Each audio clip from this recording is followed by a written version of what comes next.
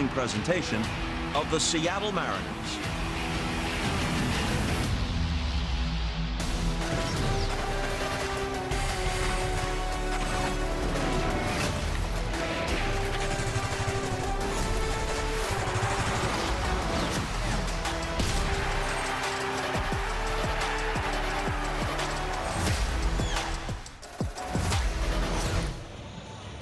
A long stay in downtown Houston, Texas continues tonight for the Mariners. It's game 2 of this 4-game series. A good matchup in the American League West. It's the Mariners and the Houston Astros. Welcome inside. Glad to have you with us tonight. Aaron Goldsmith alongside Dave Valley. And Val, the Mariners so far this year have been unblemished against the Astros. In fact, they've won the season series each of the last 3 years. A close win last night, but a win nonetheless. Yeah, they're 5-0 this season, and they're looking for their 9th consecutive win against the Astros. But boy, things have really changed against the American League West rivals. As of the start of the 2023 season, the Mariners have absolutely dominated this series. They are 30-14 against the Astros. Well, they got just enough offense last night, and the offense came early for the Mariners last night in game 1 of the series, and it came from the bottom of the order in the second inning. It was great to see. The Mariners were 2 for 4 last night with runners in scoring position, but it was Dom Canzone who got things rolling. He smashes one out there to left field, and Randy Arozarena comes around to score, putting the Mariners on the board, the first run of the game. And then the very next pitch, this young man steps up to the plate, and what a year he's been having. And he rips one through the right side. And Luke Raley does a great job coming around third base, getting that left hand in there just under the tag for the Mariners' second run of the ball game. Yeah, a couple of really aggressive sins by Carlos Cardoza, Mariners third base coach, and both working out for the Mariners last night in that second inning. It was in the third when a red-hot Julio and a red-hot month of May for Julio would continue. Boy, and he really leans into this fastball. It's up, out over the plate, and he just drives it high up off the wall, over the signs out there in left field, giving the Mariners a 3-0 lead, and that is all that it would take to get the win last night. A 3-1 win as Julio has hit 5 home runs so far this month. Tonight it's game 2 of 4, Mariners and the Astros. Brian Wu on the mound for the Ems tonight.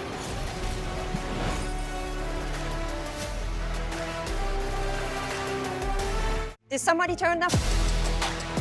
Mariners TV is brought to you by Emerald Queen Casino. Southern Rock at its best. Blackberry Smoke comes to Emerald Queen Casino June 12th. Tickets at emeraldqueen.com. By the Washington Traffic Safety Commission. Seatbelts save lives. Remember to always buckle up when you drive. And by PIMCO, the insurance you get. Learn more at PIMCO.com. Game 2 tonight here in Houston. Our Western Washington Toyota dealers pitching matchup. It's an interesting one. Tatsuya Imai is activated today off the injured list. Val, he's facing off against Brian Wu, who's coming off a really good start against Atlanta at home. Yeah, I thought that last start against Atlanta was one of his best this season. He ended up going 6 innings, gave up only 1 hit, punched out 9 of the Braves. Now remember how hot the Braves were coming into Seattle, and he did it on 98 pitches. The Mariners would love to see another game like that from Brian. A really nice bounce back start from Wu. All right, so Imai's on the other side. Last time we saw the Japanese import, he was not able to get out of the first inning at T-Mobile Park. He's been on the IL with arm fatigue. Who knows what we'll see tonight? Yeah, it was not pretty in Seattle. He had a hard time finding the strike zone. He ended up giving up 3 runs, only got 1 out before he was pulled after walking 4 Seattle Mariners. He's gone down and had some rehab, his last rehab assignment in the minor leagues. He threw only 63 pitches, so he'll be lucky to get to 80 here tonight. Yes, this will be very curious what Imai has to offer very early on in his major league career, activated off the injured list tonight. Now, the bullpen last night was very strong for the Mariners. 4 Mariner relievers combining to hold on to a 2-run lead and eventually a win.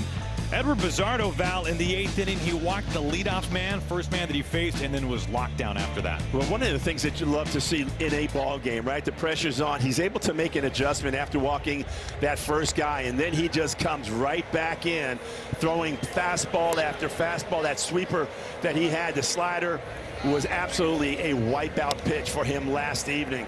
but he ends up punching out 3 in a row to get through the 8th and then hand the ball off to Mr. Munoz. Yeah, Munoz, who was working on 5 days rest. Man, it looked like it. We haven't seen 101 too often from Munoz. We saw it last night. And I saw something different from him. I thought he was very aggressive with the fastball.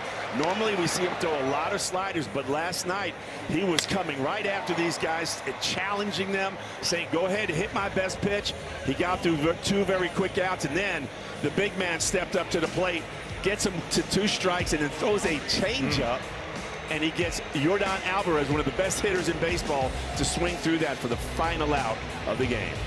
Huge win for the Mariners last night in Game 1. Tonight it's Game 2 of 4. Mariners and the Astros coming up next from Houston, Texas.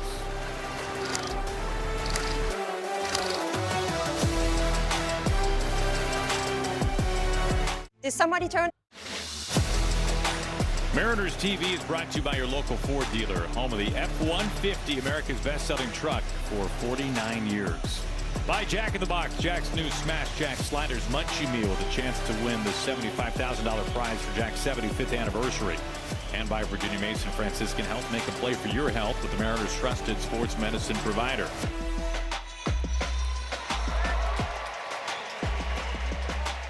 Game 2 tonight of 4, Mariners and the Astros. Mariners winning last night 3-1. Aaron Goldsmith, Dave Valley. Jay Buhner will join us in the 3rd as Brendan Donovan leads things off. And he takes outside for ball 1. Tatsuya Imai, who was acquired, signed this offseason by the Astros, a 3-year, $54 million deal.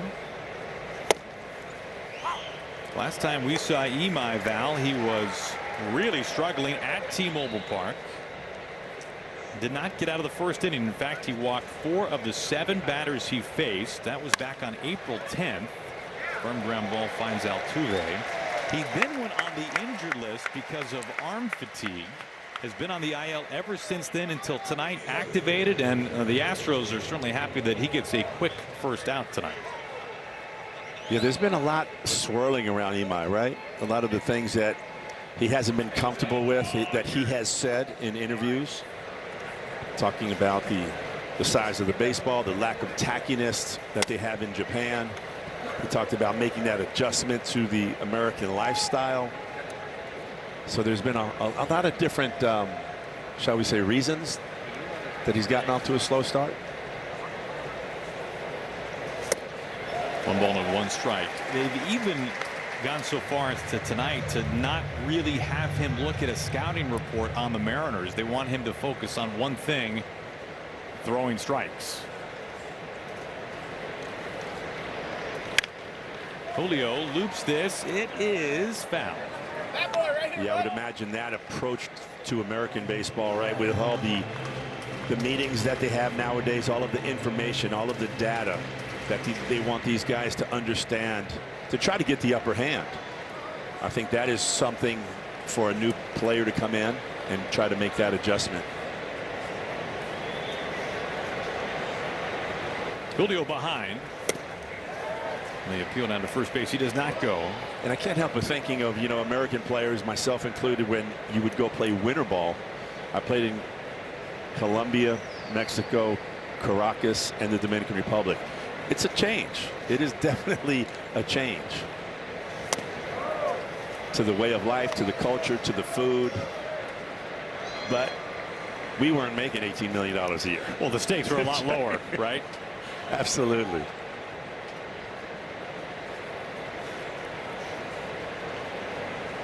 Here comes the 3-2. Julio strikes out looking. 2 up and 2 down. Josh Naylor due up next. Mariners first baseman Cal once again batting cleanup, looking to get out of a prolonged slump. Randy Raley, and then all the lefties at the bottom of the order, and Crawford, Canzone, and Young.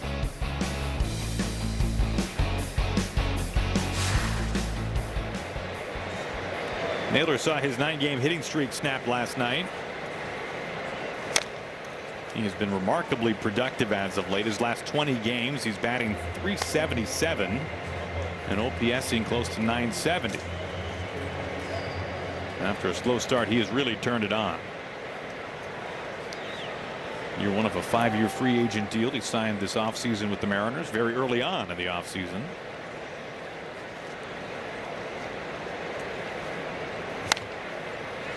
Oh, 2.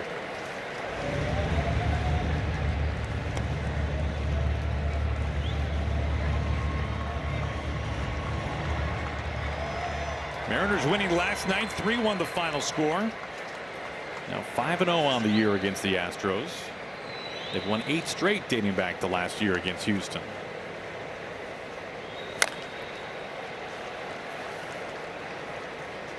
Statcast powered by Google Cloud. We take a closer look at Imai's arsenal. Yeah, he comes at you with just 3 pitches, a 4-seam fastball, a slider, and a splitter. And very rarely will you see that curveball and changeup. But his biggest problem, as you have mentioned, has been that command of the fastball. It's a very unique splitter, or pardon me, slider. It's a backup slider that he throws intentionally. It's just how it moves. That was very perplexing to a number of hitters in his first couple of starts. He made 2 starts before facing the Mariners in April in Seattle, and that's where he imploded and could not get out of the first inning. So much different looking slider than you normally see. 2-2. Yeah, the action on it actually is more like a screwball. Think of Fernando Valenzuela throwing the screwball where it runs away. He was left-handed. It runs away from the lefty. If he was to throw it right here to Naylor, it would run away from Naylor. Ground ball. It tips off of Imai's glove. He picks it up and slings like a shortstop over to first base. And Imai with a very good inning, much better than the last first inning he spun against the Mariners.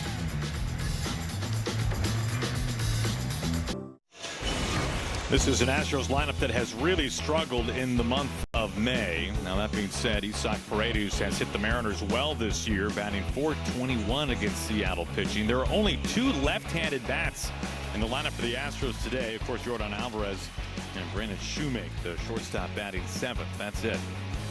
A lot of right-handed hitters for Bryan Woo, making start number 9 on the season tonight. Bryan is 2-2 with a 4.02 ERA. In that last start against Atlanta, he was outstanding through 98 pitches and struck out 9 over 6 innings, giving up just 1 hit. Starts Altuve off with a quality fastball.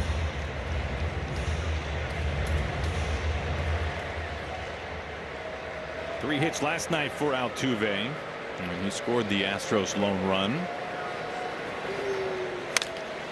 Rolls over this. Donovan can't get there, but Crawford scoops it up, throws the stretch, not in time. Infield base hit for Altuve. His ball's right off the end of the bat, breaks the bat, and is just outside of the outstretched glove of Brendan Donovan. Very difficult play for J.P. Crawford to come across and throw across his body. He's unable to get enough on this throw to get Altuve over at first.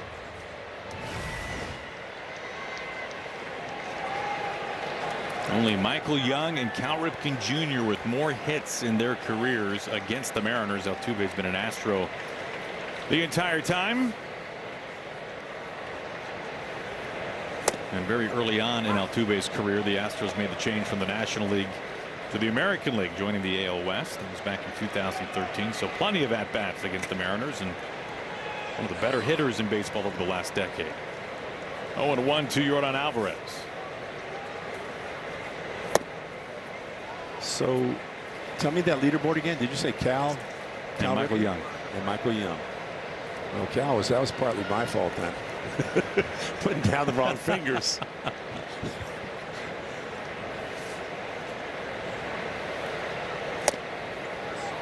It'll be interesting to see the approach of the Astros tonight against Bryan Woo. They're a very patient hitting ball club.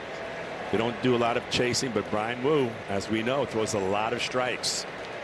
We'll see if they start swinging earlier in the count.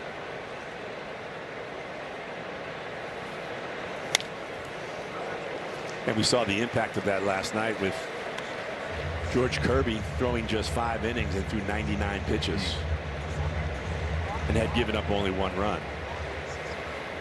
Remarkably similar splits for Alvarez. He has mashed lefties and righties this year.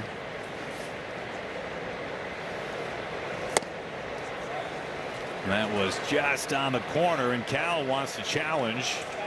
Let's see if this is strike 3 on Alvarez or not. ABS powered by T-Mobile.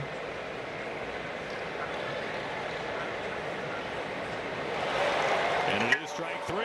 Good challenge by Cal Raleigh. Catcher knows best. Here's another look at it. Cal getting that ball right on the outside corner. If you look at starting pitchers this year in baseball, it's not a surprise that Brian Wu throws among the most fastballs of any starter. How about Cam Schlittler, who's having an incredible year? 90% fastball. He has all 3 heaters, including the cutter.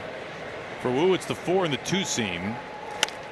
And that presents an interesting matchup against this Astros team, a club that for years has hit the fastball remarkably well. And even with their struggles this year, and as shorthanded as the Astros have been, they've continued to hit the fastball well this year. 3rd in baseball in average, 5th in slugging. They're top 10 in home runs hit off of heaters. So it presents a unique matchup here. One strength versus another.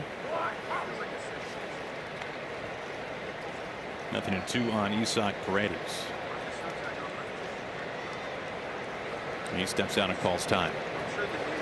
You saw that list of percentage of fastballs. Cam Schlittler at 90%, Brian Wu at 70%.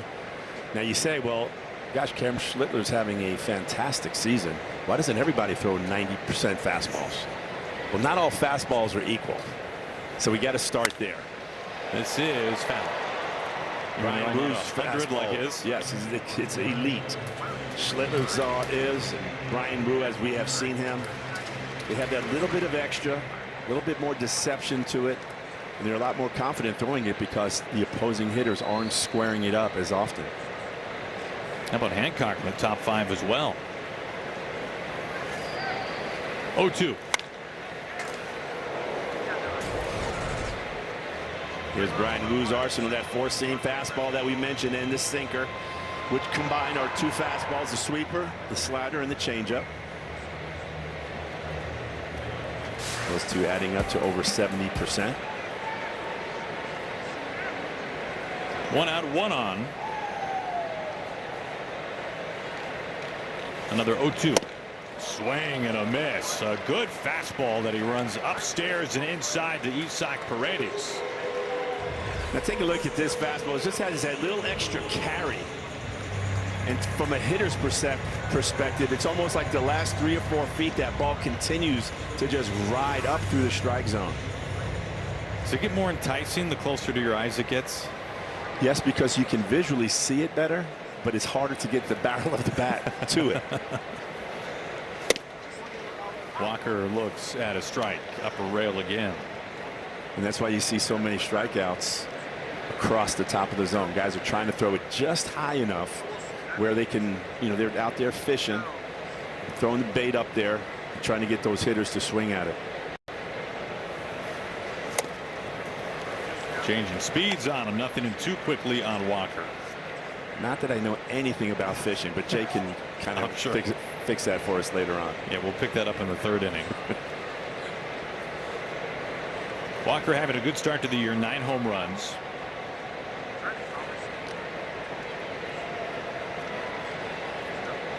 Wu trying to work around a leadoff infield single by Altuve. He's at first base. Doesn't chase this time. For Wu, this is only his 6th career start against the Astros. It's the fewest of any opponent in the American League West. He's making his first start against Houston this year.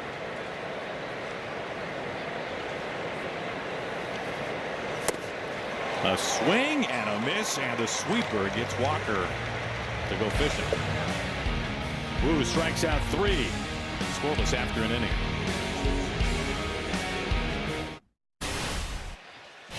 The insurance you get brought to you by Pimco Insurance. Since the Astros swept the Mariners in the divisional series in 2022, in this ballpark, the Mariners are 15-6 with a +43 run differential.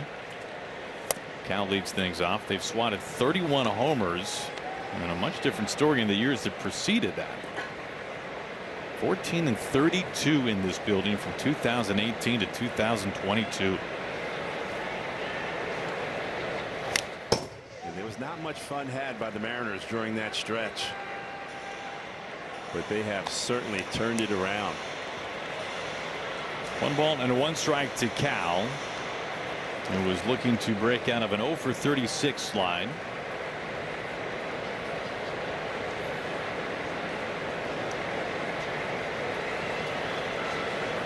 The 1-1. That was just inside. A good take from Cal Raleigh. 2-1.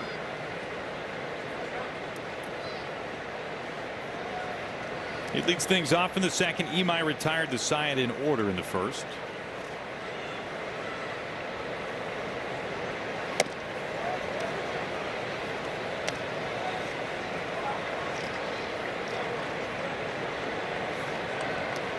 Cal followed by Rosarena and then Luke Raley in the Mariners half of the second inning.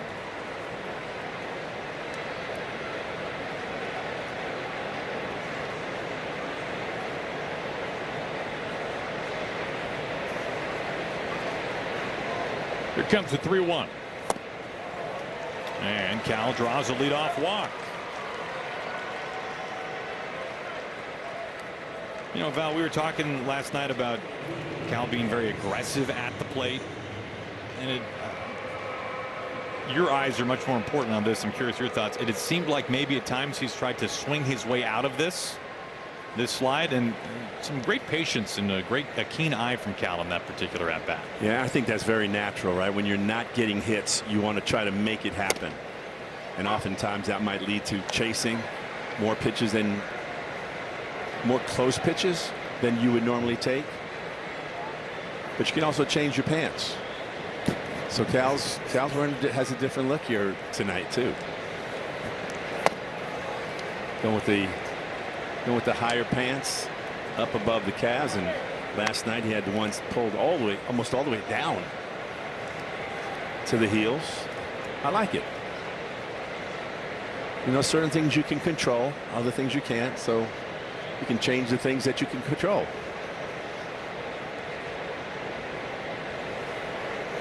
Randy swings and misses. 1 and 2. All right, so there's a chance that we'll see the High Sox again tomorrow. Especially if a knock happens today, it's 100% guaranteed. 100%.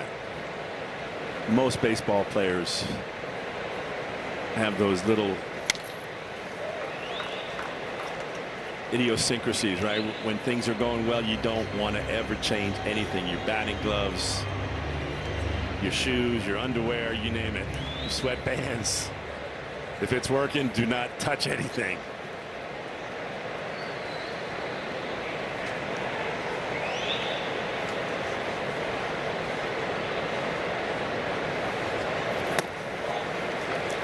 Meanwhile, the walk to Cal Raleigh is probably perceived a little bit differently on the Mariners side than it is on the Astros side. Imai has really struggled with walks this year, and in particular in his 2 rehab assignments. The original plan for Imai was to have just 1 rehab start before being activated. His 2-2. This is a deep fly ball to the Crawford boxes in left field. Randy Rosarena off the back wall, and the Mariners take an early 2-0 lead. Randy has been so quietly consistent, but this one was very loud as he gets that hanging slider out over the middle part of the plate and puts the Mariners ahead 2-0.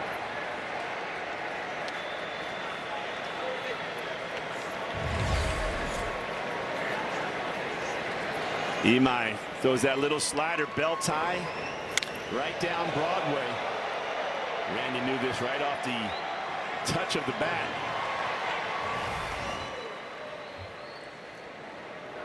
Mariners again jumping out to a lead here tonight, as they did last night.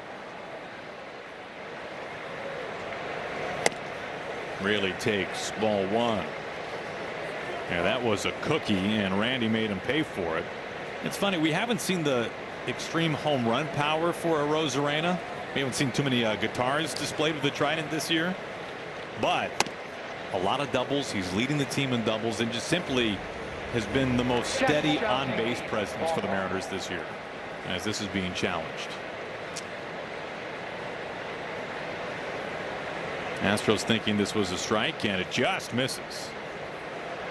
Yeah, when Randy plays the guitar, I'm waiting for him to use the pitchfork as the. It's a trident. Well, oh, I mean the trident. That part as the the body of the guitar. Oh, you want to kind of flip it around. Yeah. I can see that.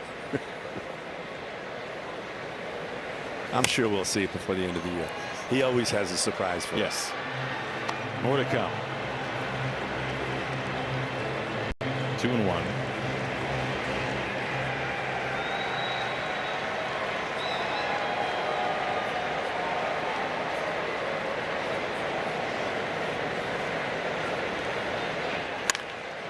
On a line to right field and a base hit.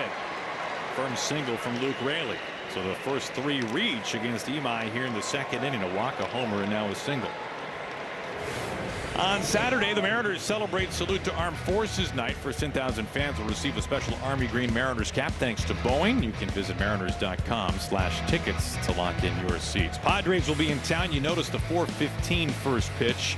It'll be a national game televised on Fox. No local broadcast here on Mariners TV. And Sunday's game will be nationally televised as well on NBC. J.P. Crawford batting.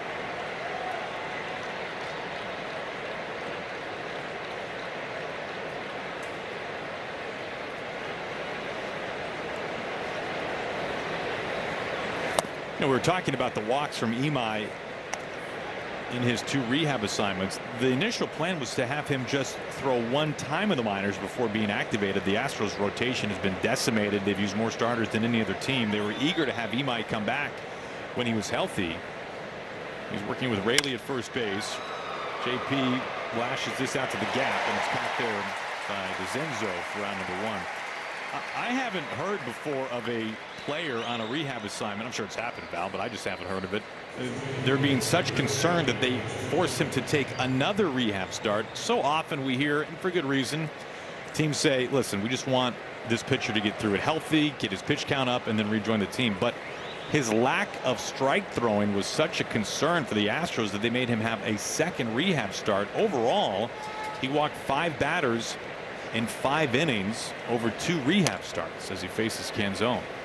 I can see where that was a concern after what we witnessed in Seattle, right? 4 walks in that 1 inning. Yes, you want him healthy. He went down there because of arm fatigue. He showed that he was throwing the ball okay, but he just did not have the command. But I would agree with you. It doesn't happen very often. Almost as many balls as strikes early on today. 1-1 to Canzone. And also, as a major league player, you don't want to throw another game down in the minor leagues. The fewer, the better. Hey, I'm okay. I'm ready to go. I know I threw some balls, but I'm ready. 1-2 on Dom. RBI base hit in last night's game for Canzone.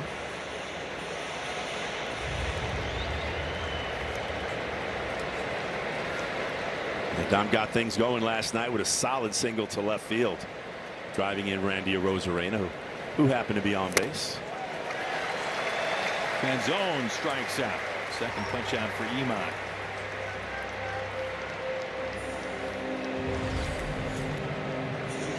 Imai gets him going after that slider, down and in.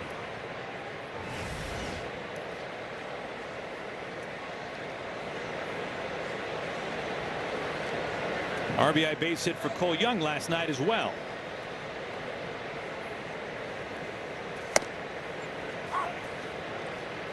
When you look at that average that we just had on the screen, 260, our EQC tracer that just gets in for a strike. The league average batting average for the last few years now at this point has been in the 240s. So hitting above the league average in terms of the batting average for Cole Young, just 22 years old.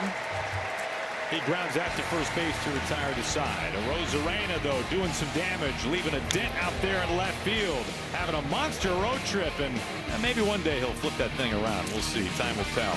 Mariners have the lead. Welcome back to Houston. Brad, Adam with you. We've talked about the success the Mariners have had here in Houston, but really kind of the changing of the guard in this series took place after the 2022 ALDS. won by the Astros in 3. Since then, Mariners 30-14 against the Astros. Dan Wilson saying today that, yeah, they got a lot of confidence playing these guys. 8 straight wins against them, the longest in team franchise history against them. They have confidence playing here. They know they can beat them. They've shown it and they've seen that. And confidence just breeds confidence, guys. And you know, Val, you know when you got a bully, you got to sometimes just walk up and you punch the bully in the nose, right? And you become the bully. That's hopefully what the Mariners are doing. They're becoming that bully now in the AL West. Yeah, you got to make that first punch land, Brad. And I think the Mariners have gotten to that point, as you mentioned, from the start of the 2023 season. The Astros are not the bully anymore. It's Cam Smith leading things off in the bottom of the second. 1 ball and 1 strike from Wu. Broken bat just finds J.P. Crawford. One away. I remember talking to J.P. last September when the Mariners came here, and that was a sweep by the Mariners, and it really felt like that was when a true changing of the guard happened. The Mariners taking the division from the Astros have put them in pole position. And talking to JP before game 1, he was very serious and very determined and incredibly passionate about his disdain to losing to the Astros over the years, especially when you look back in the early days of his Mariner tenure. And he said in so many words, they've had their time, now it's our time. Absolutely. You know, the Mariners took care of things. I mean, JP, you know, you talk about the before and the after. This guy's been here for all of it. And now is much more enjoyable. And to do it, as you mentioned, during a pennant race, I mean, that really, I thought, solidified the Mariners' playoff chances was when they came down here and swept last September.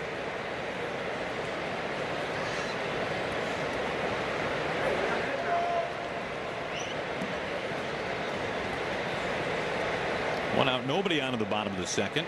DeZenzo leads things off. He came off the, pardon me, he's batting with 1 out. He came up off the bench last night. He finds a base hit in the gap here. They roll to the base of the wall. DeZenzo is into second base, and he stands up with a double. So 1 out, 2 base hit for the Astros left fielder. Join the next generation of Mariners fans by signing up for the free Mariners Kids Club presented by BECU. Each membership includes a special Kids Club hat, membership badge, access to exclusive events, special discounts, and more. You can scan this QR code to register today.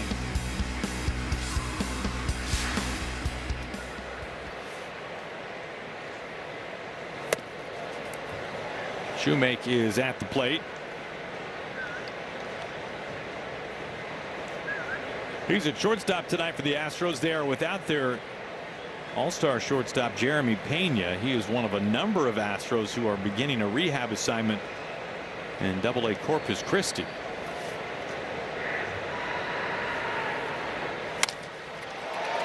This is into right center field for a base hit. DeZenzo hits third and is on his way around to score. Back-to-back one-out hits, and the Astros are within 1.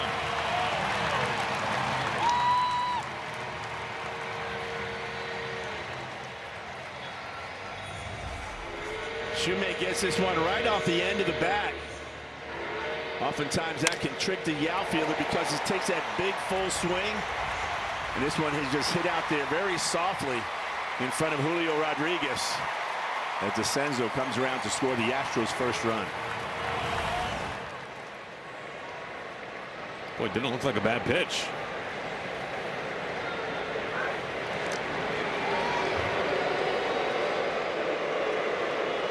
One out, 1 on. Shoemake at first base after the RBI single. Bryce Matthews batting. Young center fielder, former first-round draft pick for the Astros.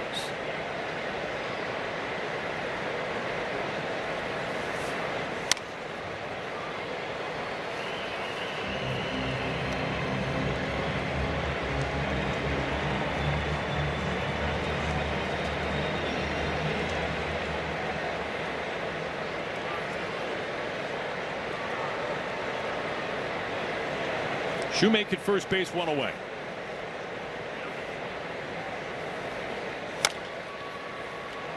Ooh, had nothing in 2.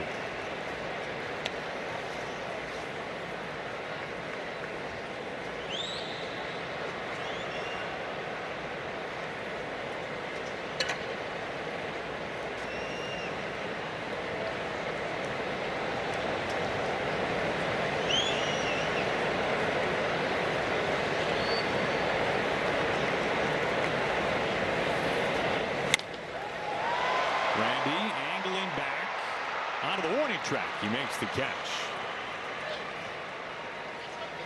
2 outs, man. He was positioned perfectly. Yeah, Matthews got it right at the end of his swing. I think it carried a little bit more than Randy anticipated. But he got there in plenty of time. He got a very funky angle out there in left field. He needs to clean his cleats out a little bit. Looks like got a little mud in there. Nothing a little tongue depressor can't handle.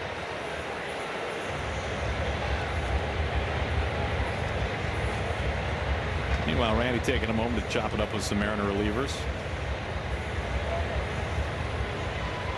Tell you what, there is somebody in charge of positioning for the Mariners that right now gets a gold star from where Randy was, because one of the tricky things about the ballpark is right where Randy was standing back there talking to the bullpen. If a ball skirts by you and gets to the right side of the Crawford boxes, it becomes pretty deep there all of a sudden after being such a shallow left field. And he was in exactly the right spot for that fly ball from Matthews. Yeah, right there. You know, and I see things like that in a ballpark that was built. You know, it's like somebody's trying too hard to make it interesting, right? Because there's no rhyme or reason for that angle out there in left field. Well, you remember what it used to be in center field here. It was, in my opinion, it was a joke. I don't know how the players and the Players Association did not fight that. There used to be a hill out there called Tal's Hill. So if a ball was driven to straightaway center field, the center fielder would have to contend with running with his eyes towards home plate up a hill with a flagpole in play. There's also a windmill and an alligator mouth that would open up that you could run into. And if you'd have done that at your house, you'd been up for a lawsuit.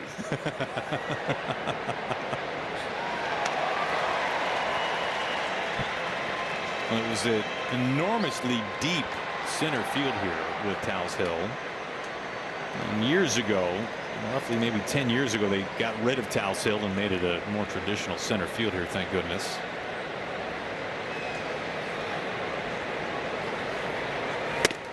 Upstairs, this is Vasquez, the catcher.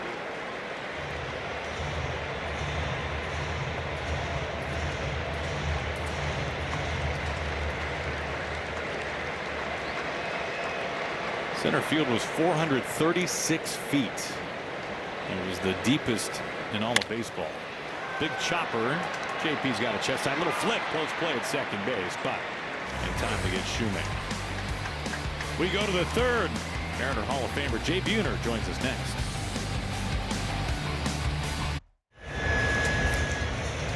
They decided it would be a good idea to try it again. 2 nights in a row. Look out. Hello, sports fans. Dave Valley, Eric Goldsmith, Jay Buhner. Bone, great to have you. Love you guys. Great to be back in H-Town, too. My old stomping grounds right here. This is where it all happened. When I signed with the Pittsburgh Pirates, I signed over at the Astrodome in Chuck Tanner's office. And they were in town playing the Astros. I went in, took a little BP. And really? They slid over a contract to me.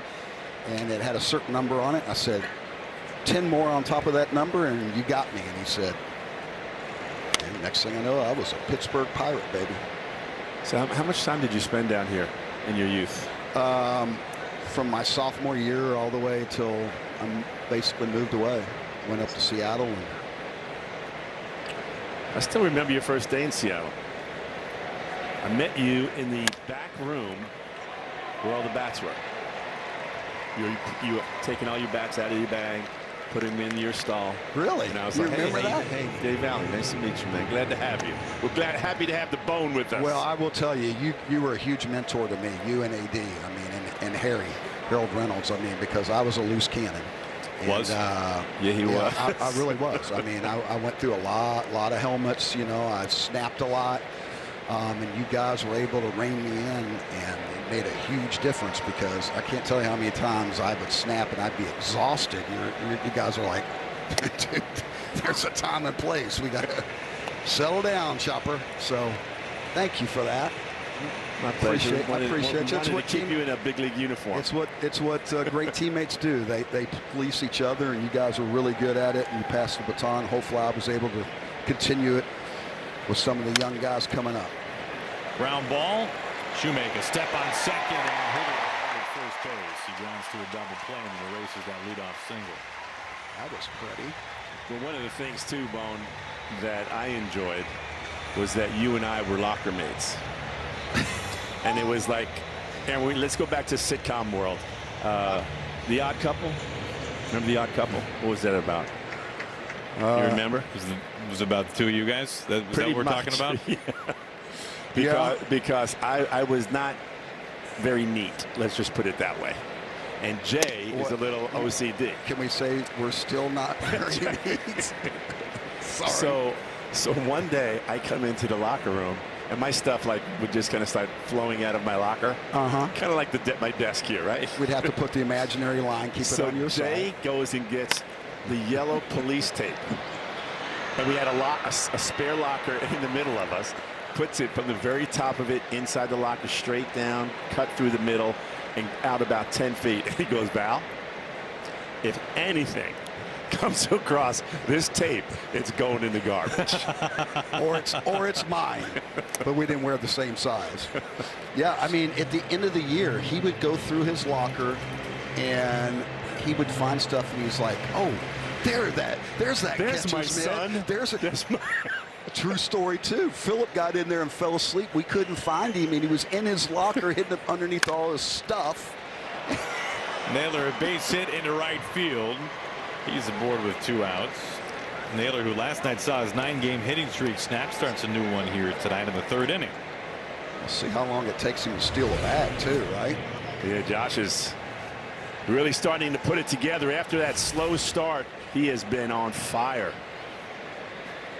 Speaking of on fire, that's what right here. Bloop and a blast. Get this guy going, and he's off to the races. 2 outs. Naylor at first for Cal Raleigh. Naylor is breaking for second. Cal taking the entire way, and Naylor just waltzes in there with his 8th stolen base. You know, for a big man, he just has a good feel, of when to run. And EY over there at first base, he's so good at helping those guys out.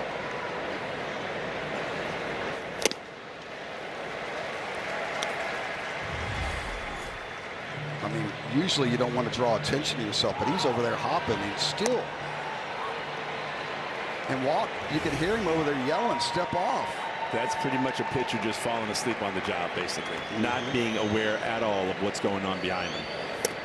We've talked about Imai's struggles to throw strikes. The emphasis for him today, just throw it over the plate. And Naylor probably knows that. Forget about the runners. Yeah, I'm just going to try to get this guy out. We'll see if he tries to go back inside with the fastball right here and tie up Cal. Cal had a good at-bat in that first plate appearance. He goes chasing after that breaking ball in the dirt. Naylor stranded at second base onto the bottom of the 3rd. 2-1 Mariners.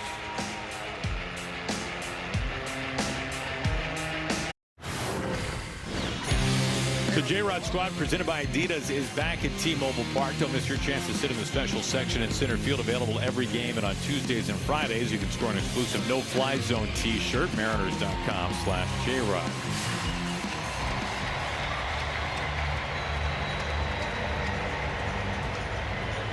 Julio a home run in last night's game. Brian Wu up on the mound here tonight, starting game 2.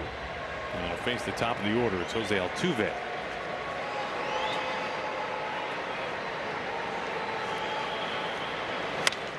Hold and foul. Well, he is just a thorn, isn't he? And the crazy part is he came in really struggling over the last 15 games, hitting under 150. He always seems to get hot for whatever reason when we come into town.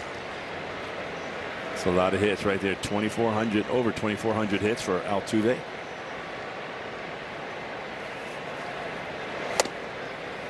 Really ties him up. Wu's trying to stack up some lumber out there today. He's already got 3 bats. Throwing some saw blades at him. That's a rough AB by Cam Smith, losing 2 and 1 AB. Well, Altuve, maybe was he saying he got hit or just acting like he got hit? Astros want to challenge or potentially challenge this. They'll wait to hear from their video room. He was not called hit by pitch, and they will not challenge. Well, you never mind these type of pitches coming from Brian Wu. Just make the guy uncomfortable. Altuve goes up there swinging. Cal really setting up outside. Altuve able to get to a pitch way off the plate and flick it foul. Amazing that he's got that kind of plate coverage for that small a statue. You know, and it reminds me of Harold Baines, that used to be way out, and you're like, there is no way he can cover the outside part of the plate.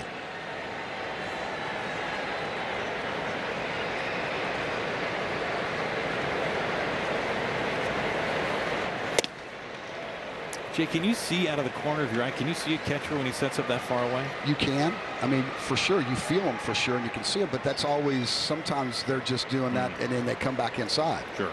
So it used to be if they'd moved, they wouldn't do that.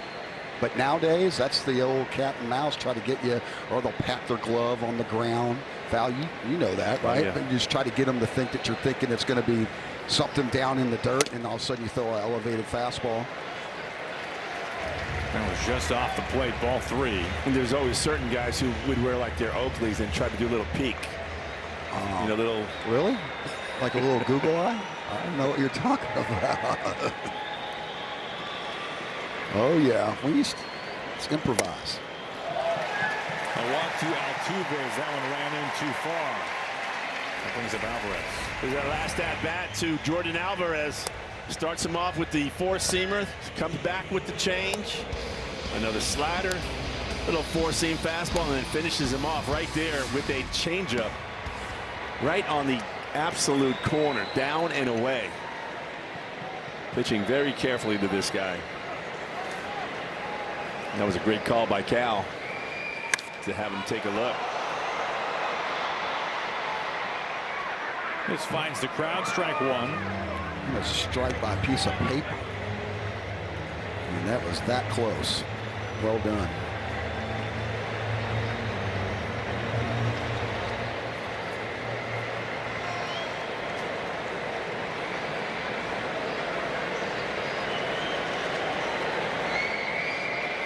Nobody out, Altuve at first.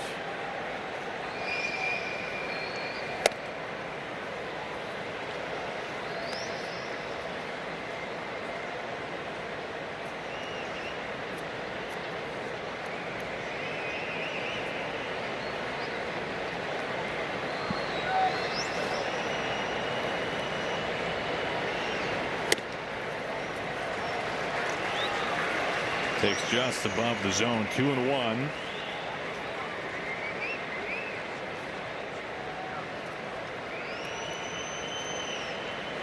Guys are making him work, that's for sure.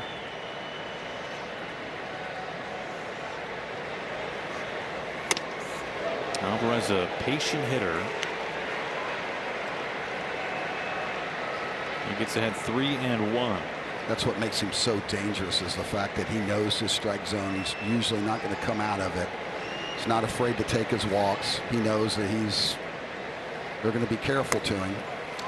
Well, you don't see this very often. Back-to-back walks from Brian Wu. He's been one of the very stingiest in the league, especially this year.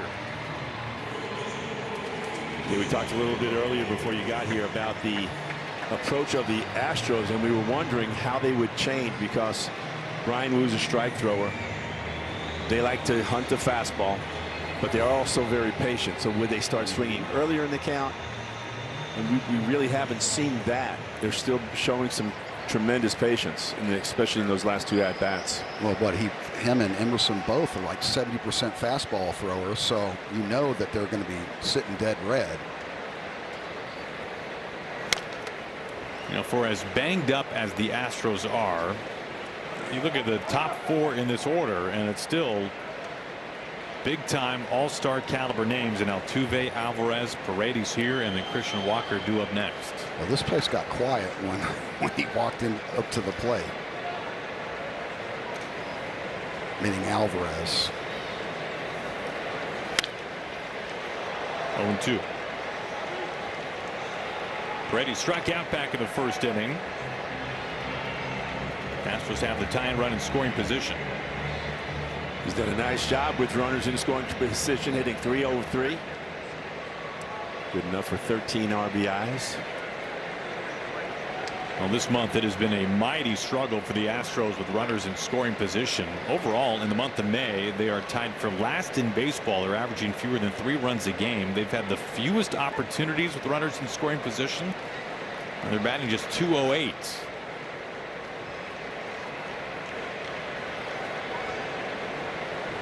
On an 0-2. Because it is odd when you look at the Astros this month as Raley and Julio. It's Julio to make the catch. They're averaging fewer than 3 runs a game. And they were held to just 1 run last night. And yet you look at it, they're hitting for a decent average. They're getting on base at a decent clip. They're not walking at all this month. But the numbers that you would look at initially that would indicate they're not scoring runs actually look kind of okay. But when you look at the runners in scoring position numbers, they just have not been able to find that clutch base hit at all this month.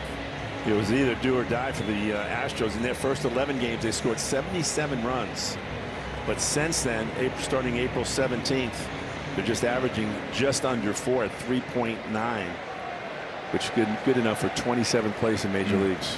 Still makes me nervous when the middle of that lineup goes up there. I mean, they just have an unbelievable knack of hitting in this ballpark. You know how short a porch it is out there in left field. Lined left field. In towards the corner. Altuve hits third, being waved home. And this game is tied. Christian Walker, an RBI double in the left. And that's where those walks come back to haunt you.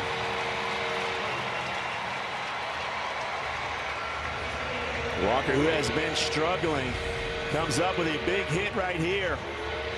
Little slider out over the middle part of the plate, hits it off the end of the bat, but good enough to get it down there into that corner as Altuve comes around to score, tying it up. Now Walker and Alvarez are on second and third base. Walker had gone 0 for 14 against Mariners pitching this year until that RBI knock. Here's Cam Smith, infield about almost all the way in.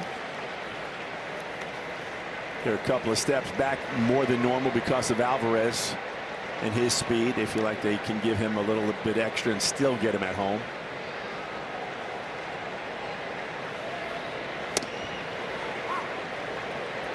One and one.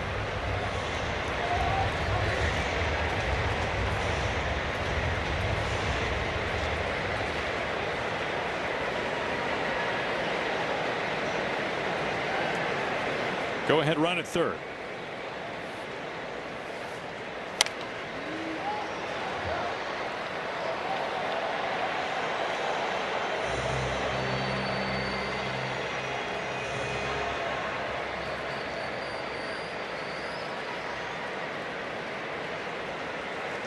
Now see, help yourself out right here. Make a big pitch. Don't slide her down and away. See if he swings at it. No, it went back in. Just keeping him honest. He is definitely working it in and out.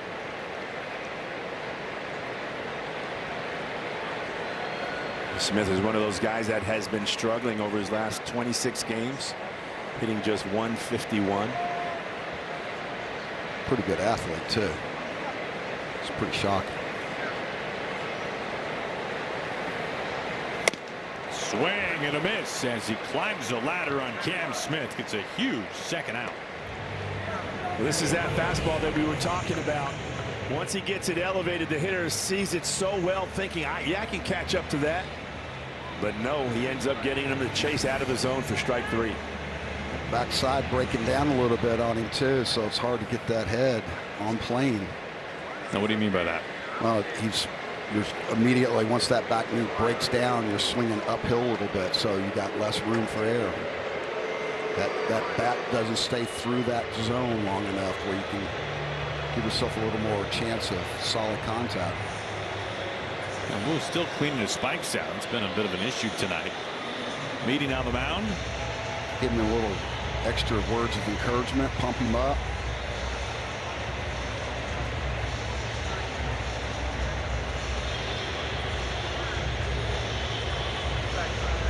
The Zinzos do up next. He doubled and scored his last time up.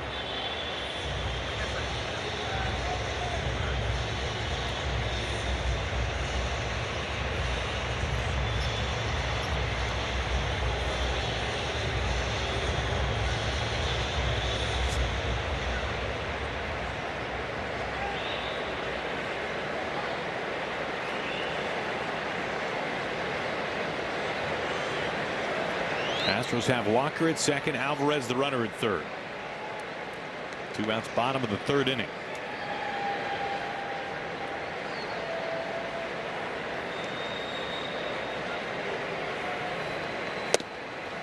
That pins in for a strike.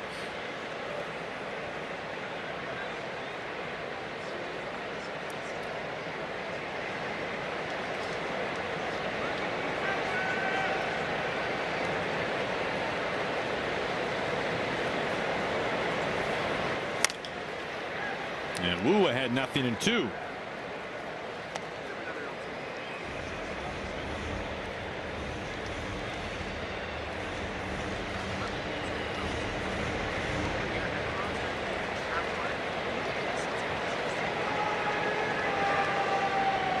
I do love his presence on the mound, though. He doesn't get too high, doesn't get too low. Great heartbeat. His 0-2. Swing and a miss. Chasing that breaking ball from Brian Wu. Sweeper in the other batter's box. 5 strikeouts for Wu through 3, but the Astros have tied it up. Tonight's Chevy Silverado drive of the game. Randy's first at bat off the back wall. Randy stepping up big, getting the Mariners on the board with a 2-run home run. Cal Raleigh had walked before him, and he got all over that hanging slider. I was talking with Rizzer over on radio that I watched his BP today, and he was putting on a show. Asked him on the elevator, Patakaye today, and he goes, he threw up 2 fingers, 2. I'm like, all right. Really? Yeah. Nice. Yes.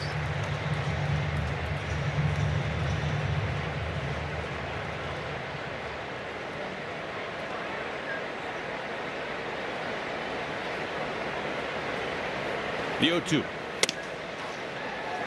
Strike 3 called, and Randy wants to challenge this pitch on the corner. Challenging the strike call. How close was this one?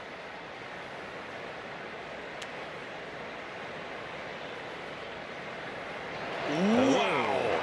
Call's overturned. Seattle still has 2 challenges remaining. Whoa. Look at him. He's like, woo. Ooh, that was close. That's the hotel room key test right there. Oh, man. He's clearly seeing the ball well. And he gets hit on the hand on the very next pitch. That's a tough one to have to wear. Well, will they give him a hit by a pitch, or are they going to say he was swinging?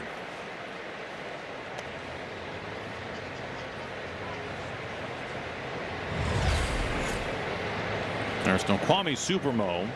Imai comes in. There's that slider that doesn't slide. Ooh, right on the palm of the hand.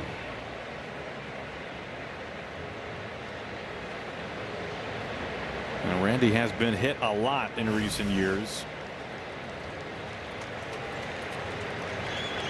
He reaches base to begin the 4th. And the Mariners have had some questions, it looks like, about Imai's delivery. Here's Raley at first base. Watch that leg lift right there from Imai, and Raley's reaction, he is begging for a balk to be called. How do you not see that? And then later, Naylor, after the inning was over, he was at second base. He clearly saw something as well. This conversation lasted well into the commercial break. Well, the thing is, Imai is going, he's set. His hand is in the glove, and then that left foot comes up and go down, and he goes back to the set position. I absolutely think that they have an argument there for sure. Well, that was a ball, but also playing a little seed and getting his head a little bit too, because he's been struggling. So you're talking about the left heel valve, is that right? Yes.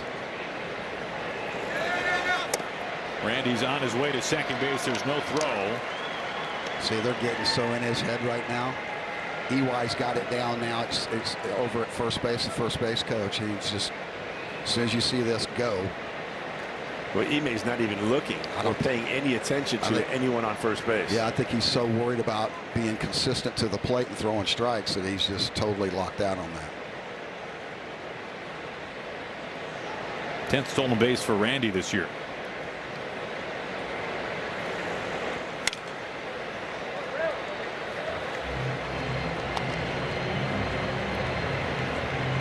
We'll see if the Mariners will continue to take advantage of Ime from the base running standpoint. Ime activated today off the injured list. Has been out since April 10th.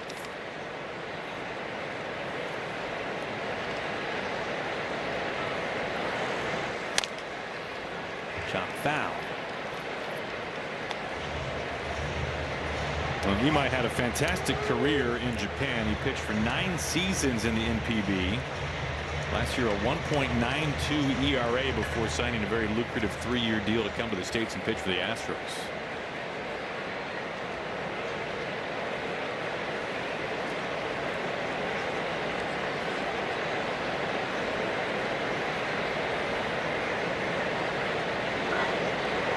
Well, makes a move to second base. Trying to keep an eye on Randy there. Randy hit by a pitch and then stole.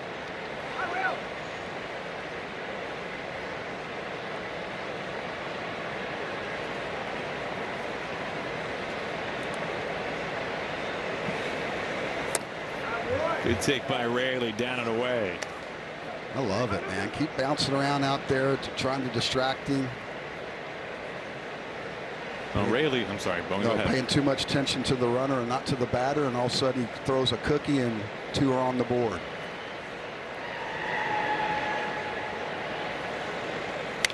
That was it too.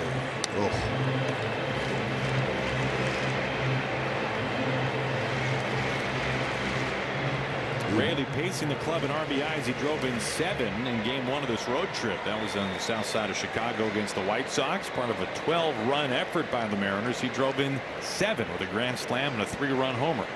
That's a great week. 7. Wow. 2-2.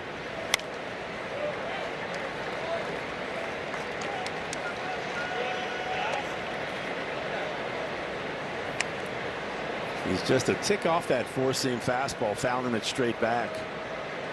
He's having some good swings.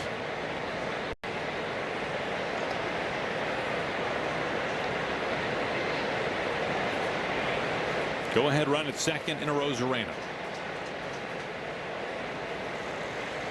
And he gets hit. Here it goes. Here it goes. That wildness is starting to show up. Tries to go after him with that slider, and he just pulls it right into the foot of Luke Raley. 2 consecutive hit by pitches from Ime.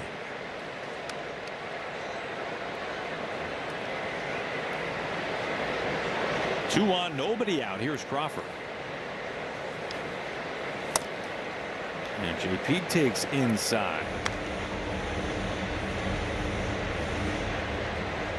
Good time for a double steal. What do you think? Kind of rattle him? Oh, he's rattled. There's no doubt about that.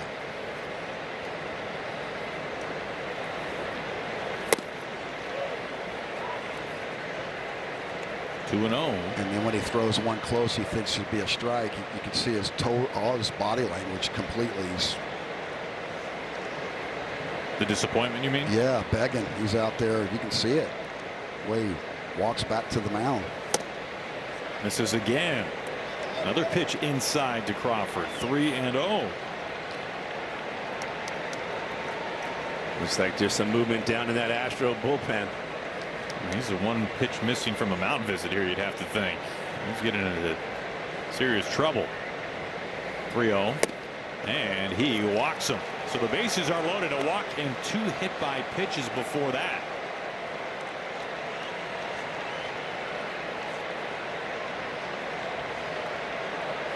Vasquez on his way out to the mound with some company. Was that a we're going to wait as long as possible to visit the mound to give the bullpen as long as possible to start moving? Yeah, I was watching Vasquez and he was looking in the dugout and they waited and waited. And then they said, OK, now you go out. And then they waited again before they made their way out. So they're trying to give their bullpen as much time to get loose and get ready. They have their bullpen up now. 67 pitches for Imai. Okert, who pitched last night an inning, is warming up. It's 2 walks and 2 hit batters so far for Imai. He's had some serious command issues. Well, let's see if Randy does that quick false break down at third base to see if it rattles and gets a balk right here.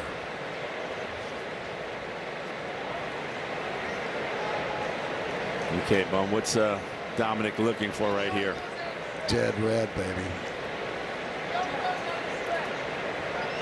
There's Jim Wolf asking or telling him about pitching from the stretch versus the windup here. Is that what this is about?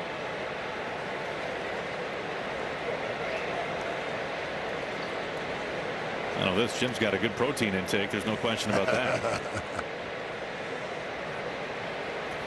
It's good to see. Canzone, a rocket, right field, his first career grand slam. You gotta love the aggressiveness of Dominic Canzone. Imai, with his back to the wall, comes right in with a fastball, and Canzone, just as you said, Jay, looking dead red. He gets it and does not miss that pitch. I wonder if they set the bullpen down now. Make him stay out there. That ball was smoked. I tell you, it does. It comes. You guys have listened to his BP when he. I mean, it just comes off his bat a lot different than a lot of people. He's got crazy pop. And the one thing about him that I love and admire and have the utmost respect is everything he went through last year. He went down, checked the ego, got his work in, got back up when he got his second opportunity, made the most of it. Absolutely. And it has not stopped. He has been hitting big home run after big home run for this club. Good for you, brother. Raley and Canzone both hitting their first career grand slams on this road trip. Damo smiles. Meanwhile, Young into center field and deep. This is caught at the wall. The former shortstop Bryce Matthews now in center with the Astros has just enough room. First out of the inning, back to Canzone. Yeah, I love the fact that he was ready for that first pitch. Imai throws a little hanging slider up out over the plate. Great extension through the ball. There was no doubt that this one's leaving the ballpark. That is what, when you hear us talk about cement mixers, you can see it right there. It's just sitting there spinning, yelling, hit me. Like a cement truck, right? You ever Yeah, get absolutely. stuck behind a cement truck and it just kind of circles? That's where it comes from, Aaron. But being stuck behind a cement truck? Yeah, and that you see it's spinning, right? It's keeping that cement. I would question you as to if the origin is being stuck behind a cement truck. I understand the cement Like mixer. if there's traffic, Right, and so you're it's stuck mixing, behind. so it's spinning, but it's not moving. That's the whole. I don't think that part's true either. I don't Just mean go with it. I don't mean to be a stickler. It's all ball bearings. Oh, I love it. 2-1 to Donovan. So a couple of hit batters, a walk, and a grand slam by Canzone. Third time up here for Donovan. We'll see if he can get a knock. He's been smoking the ball, hitting líneas all over the place and can't get any love. See if one can find a little gap or some grass somewhere. Another walk. Now, Bowen, you were wondering about what they would do with their bullpen after the grand slam, and at least as of now, we'll see if it changes. Yeah, but the bullpen is down, and this makes sense. In a 4-game series, man, I mean, come on. They're paying you how much? 3 years, 50, what, 54? Who's counting? Well, the other thing, too, is their bullpen is short. They have 2 relievers who threw 50 and 63 pitches 2 days ago, who are more than likely unavailable. So they need some length from Imai. And, you know, that can't be a good feeling because they knew that this could possibly happen. And so they were thinking the whole time, man, what are we going to do with our bullpen situation? Yeah, sometimes the pitchers just have to go out there and try to eat innings. And even if things are falling off the rails, just find a way to get some outs for your ball club. Chopping Paredes third, over to second, 1. 2 outs. I can promise you it won't take long for him to probably take off.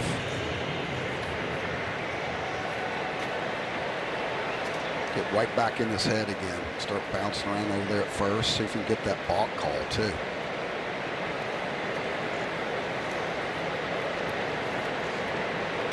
Two outs, Julio at first base. Here is Josh Naylor.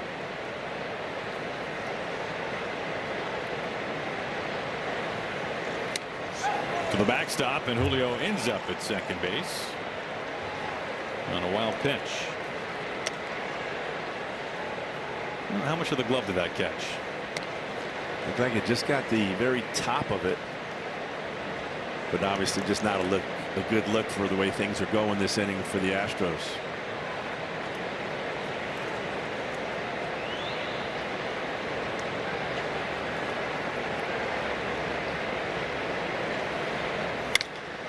Big bouncer. Should make position well behind the bag to retire the side. A productive fourth for the Mariners. Dom Canzone, his first career grand slam, and it's a 6-2 Mariners lead.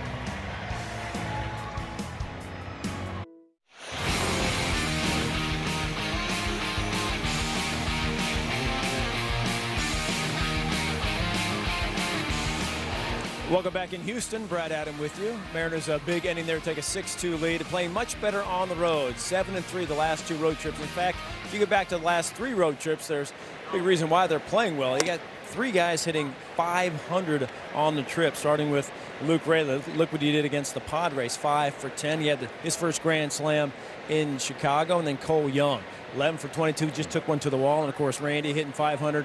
Already seen a home run from him tonight. So getting some offense. You guys know you have to score on the road, being at that disadvantage, and the Mariners have done that, and that's why they've been picking it up and playing much better, getting some wins on the road. Yeah, Randy, the 2-run homer tonight. Canzone, the grand slam. The last road trip for Canzone was remarkable, that Minnesota-St. Louis run. And Randy mirroring that here on this road trip for the Mariners. Shoemake leads things off. It's now a 4-run lead for the Mariners.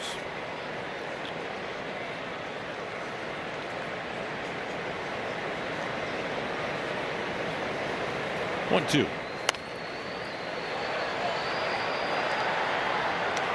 Shoemake an RBI single his last at bat.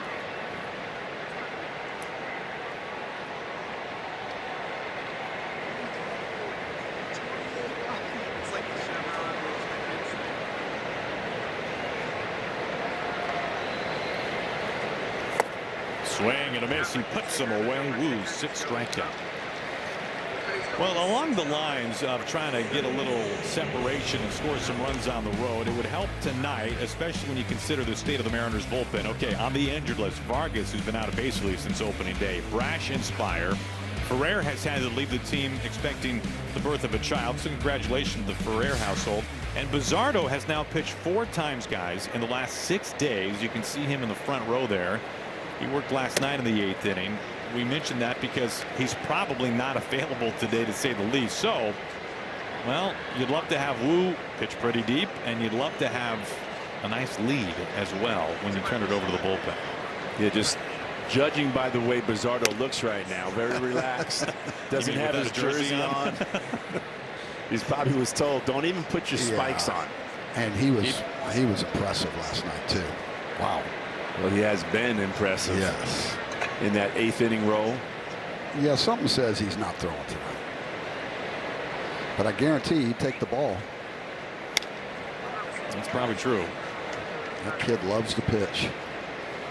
Yeah, the Mariners are in a spot right now where they have one available leverage arm tonight, and that is Munoz, who got the save last night. And for Dan Wilson, every other arm is an unproven major league reliever. Forget leverage arm. They're an unproven major league reliever. Now, credit where credit's due. Davila, phenomenal last night. Criswell, terrific as well. And they helped set things up for Bizzardo and Munoz, pitching the 6th and the 7th for the 2 back-end guys. But he would love it if you gave that crew of relievers, whoever comes into tonight's game after Wu, you'd love it if you gave them a little bit of cushion. And obviously, the more innings that Wu pitches, the fewer the bullpen has to. Rayleigh angling back. This is caught at the cusp of the warning track. It's a good first step back. Get your angle. Nice job. Well done out there. So, and what you're saying is the hope is that Wu can go 7, maybe 8 innings. Right now he's got 66 pitches, bottom of the 4th. But the more runs that the Mariners score, the more I think Dan Wilson will give him the rope to go a little bit deeper because of that bullpen situation. Well, this helps. Yeah, this really helps. An efficient bottom of the 4th. He retires the side in order for the first time. Mariners take the lead out of the 5th.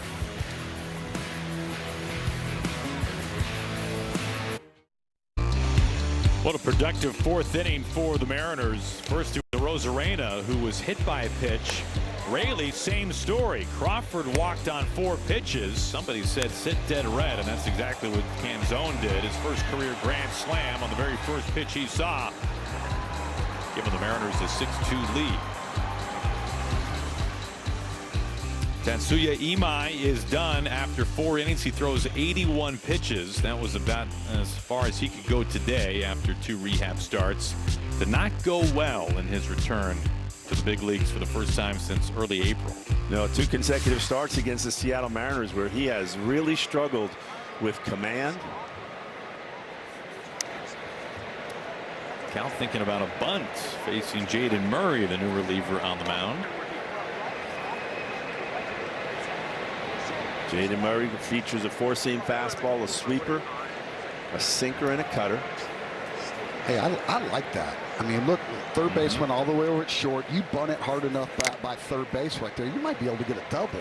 So good for you, especially when you're really needing a base hit. So why not? Now they're giving Vasquez a minute after that foul ball caught him. Veteran catcher. Some nice years over with Boston. Yeah, he hits it right on that inside of the knee that is exposed because of the way he's kneeling down. That gear is on the front. You don't want to show any flesh. Just don't be a catcher. You don't have to worry about that. You're crazy, man. And you still get around great, which is amazing to me. The 0-2. Down the line and pulled foul. Wait, Cal, get him out of there. What do you mean by that? Trying to crowd him inside. Pretty tough pitcher's pitch. He was able to get it out. Same thing again. Hits an ugly finder over there towards their dugout. 2 strikes. I noticed Cal choking up a little bit. Trying to keep that swing nice and short. Look, he's spread out a little bit more too. That a boy. Here's some tough pitcher's pitches right here. He's fouling off.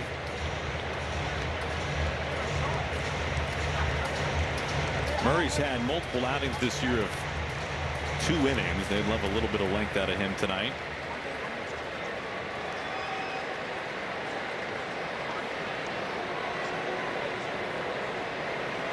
Another 0-2.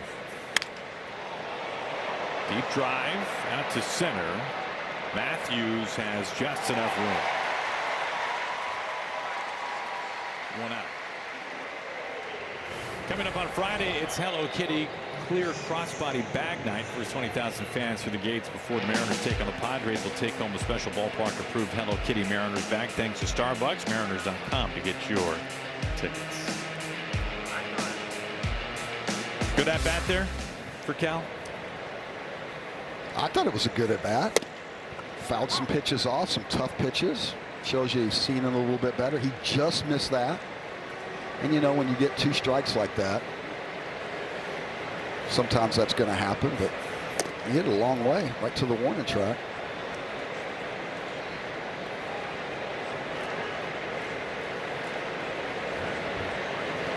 Now he's got to go focus on his other job. 1 ball and 1 strike to Randy.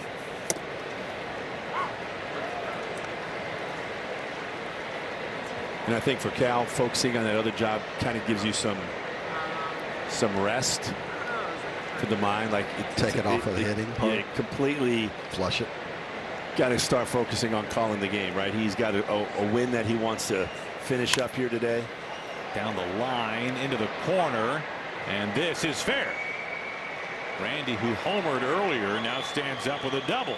He's been aboard now 3 times. Looks like that hand's not bothering him. Good for you, man. Keep swinging it, baby. That's his 10th double to lead the team. Arozarena just continues to hit. This ball gets in on his hands a little bit, but he has so strong, such quick bat speed. This ball stays fair. He has an easy stand-up double. He is. He's a big boy. I mean, he's got some pipes on him. Strong man. A home run and a double tonight. Here's Luke Raley. Ouch. You talk about that other job for Cal and giving him a little mental break. It's a respite. Yeah, yeah. Break is not. It's just change of focus, yes. Right? I mean, I think when you talk about Edgar and his Hall of Fame career, it is one of the things that make him so unique. People in the early days of his Hall of Fame eligibility some were against Edgar going to the Hall because he was a DH. And yet when you talk to players who spend time as a DH, what do they all say? That's harder. How much harder it is when that's all you're doing every night. I mean, it's either at the plate or nothing. And when you're playing defense, you can cut a ball off, keep a guy to a single, you can rob a home run, you can make a big catch, throw a guy out. There's so many different things that you can do from an outfielder standpoint. And then if you're just a DH, man, it's so hard. You got to keep yourself loose. You got to stay in the game. You got to. I mean, I don't know. It takes a special mind to do it. When I DH'd it, Lou would say, "I'm going to give you a day off. I'm going to DH you." I'm like, "No, that's not a day off. I just give me a day off or put me in the field. I don't want to DH. I can't do it." It was harder to DH. Way harder to DH. I just didn't know how to keep myself prepared. And that argument, just to go back to the Hall of Fame, the argument of, well, he's a DH, he doesn't deserve to be in the Hall of Fame. Paul Molitor. Yeah. Like, what's the argument? It's not even an argument. Could be. Well, Harold came out later, but yeah. Paul Molitor was a second baseman, then he was a third baseman, and then he was strictly a DH. Raley, a deep drive out to center field. Had a lot of wall calls there for Bryce Matthews.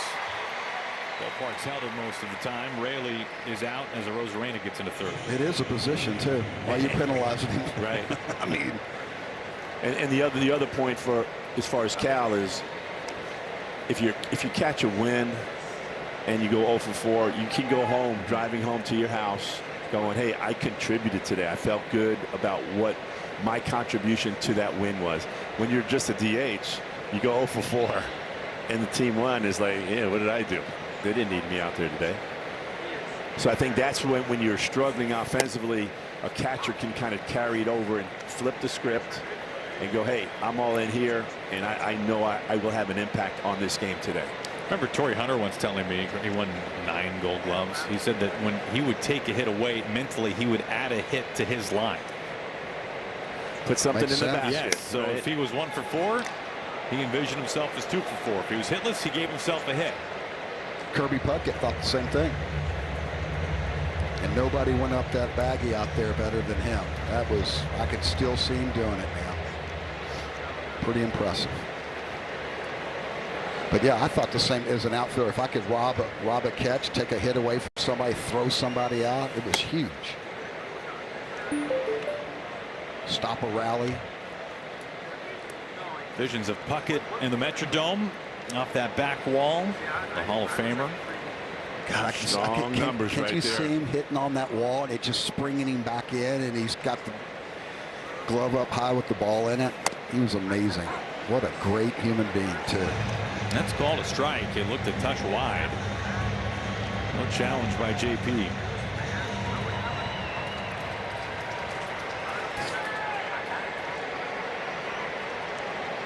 Randy at third base with 2 outs. This is into left field. A ribby knock for J.P. Crawford. The Mariners play even more add-on. 7-2 in the 5th inning. That was a big run to bring in. What a beautiful approach in AB right there. He was working hard on that today in BP, and his first at-bat, he smoked the ball, didn't get any love. That's J.P. at his finest right there. He loves to drive the ball that way. Nice insurance run. That a boy. Some more 2-out lightning by the Mariners. And it looks so easy, right? When guys hit a line drive the opposite way, because you're not putting it doesn't seem like you're putting the effort in. Well, remember, we talk about it, the pitchers supply most of the power, so all you got to do is get from point A to point B as quick as you can, and it still sounded crispy going out there.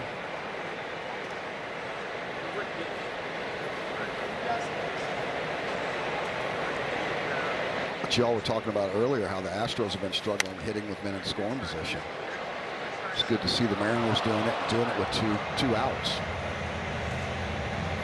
And Wu's loving that too. Keep adding on. Keep giving me a little more insurance. I can start attacking even more.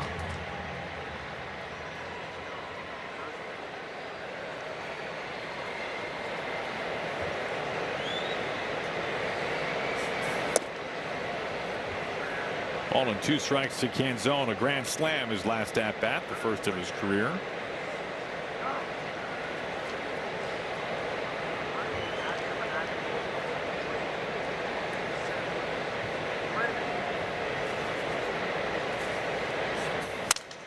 Broken back grounder. Walker calling off his pitcher and takes care of it himself. A man left, but a man brought in. RBI base hit by Crawford. It's a 7-2 lead.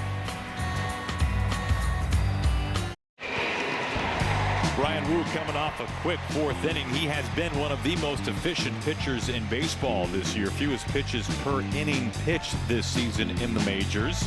Wu averaging about 14 pitches per inning. In the top 5 among all starting pitchers. He's facing the order the 3rd time through. Here is Altuve, who has walked and singled.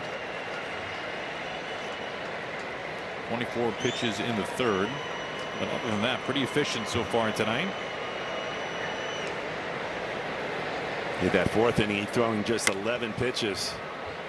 Always a good thing after your team puts some runs up on the board to be able to come out and just get a nice 1, 2, 3 inning.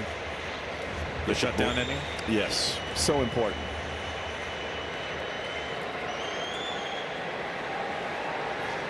Remember, an older lifetime baseball guy had told me once, he said, just look at the box scores in the paper the next morning, back when they had papers, and just see how many times a team scores and then the next team scores in that very next half of an inning.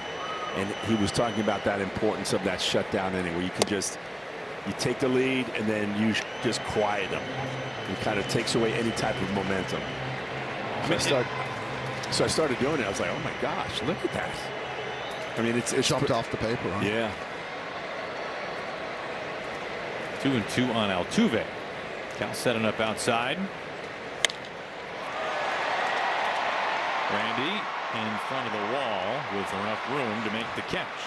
It just says I look at the scoreboard here tonight. Mariners scored 2 in the top of the 1st. Houston comes back and puts up 1. And then Brian, and then they score the 2nd in the 3rd inning, their 2nd run. Mariners come back and put up a 4 spot. 5-run lead for the M's with 1 out of the bottom of the 5th. Here's Alvarez.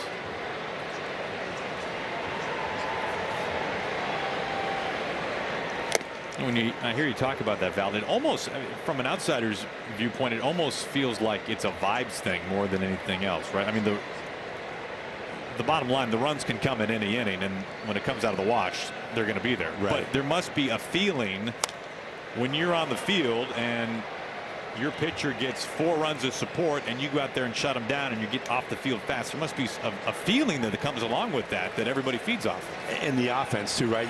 You put up 4 and then your pitcher goes up and gives up 2 and you're like, man, we just gave him 4. Like, come on. Yeah. Or he shuts them down. You run back in, grab your bat while it's still hot, and you're running to the plate to score more. It's kind of a subtle momentum shift that can occur in a baseball game.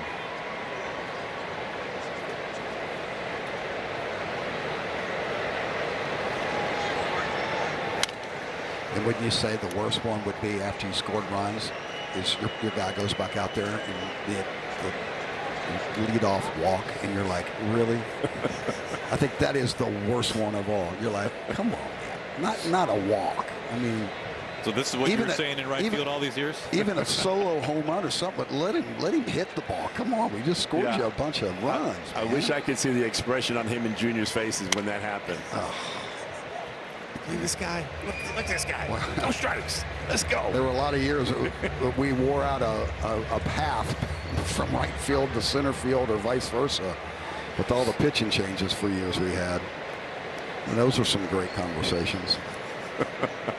For another day, or a buck, or something. 1-2 coming to Alvarez. Another foul ball. This guy gets his hacks in. Fouls off a lot of pitches. I gotta say, doesn't he? You know what his approach reminds me of? Left-handed hitter, power hitter, but unbelievable understanding of the strike zone. Oakland A's. Jason Giambi. Oh, Giambi, that's a great call. With crazy power, too. And both hit for average. Hit for average, high on base percentage, hit for power. Knew the situation. And both big men.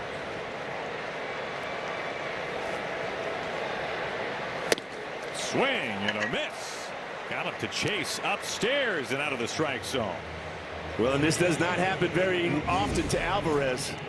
Wu gets that fastball right above the strike zone, and he gets the big man to go after it. And you could tell by his reaction, because I guarantee you that's in the scouting report. He's going to try to get you with the elevated fastball, and now he's going, I knew better. But it looks so good up there.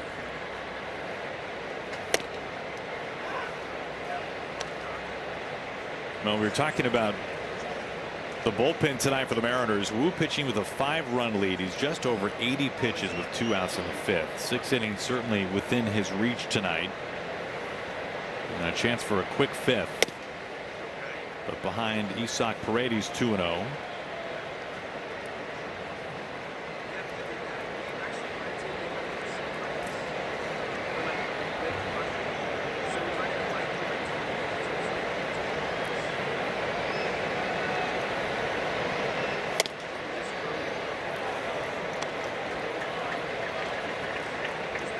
One of the few 3-ball counts tonight from Brian Wu.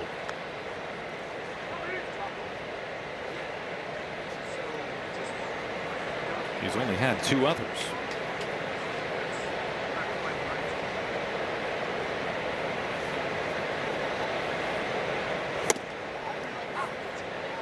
That finds the corner.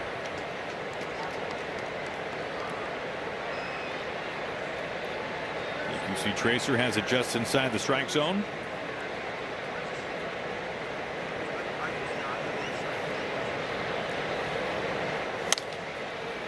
Pops him up. Does somebody have a play? Cal and Naylor. It is the Mariners' first baseman, Josh Naylor, to make the catch. Another 1-2-3 inning, and the Mariners. Wu puts down the Astros quickly after the Mariners scored him a run in the top half. The 3 for Me, only at Chili's. Telecast is presented by the authority of the Seattle Mariners and may not be reproduced, transmitted in any form, and the accounts and descriptions of this game may not be disseminated without the express written consent of the Seattle Mariners. Wow. That sounded really nice. Well done. I thought did a great job right there. I love you too. Such a smooth read. Oh, yeah. Cole Young leads it off. It only took me 50 times. 9-1-2 for the Mariners. That word disseminated is a toughie. Young is out by a step. Careful. Mm-hmm.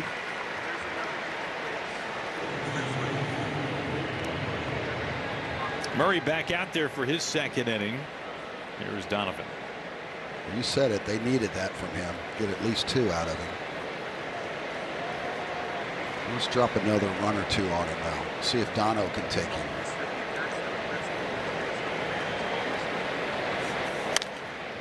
He tried.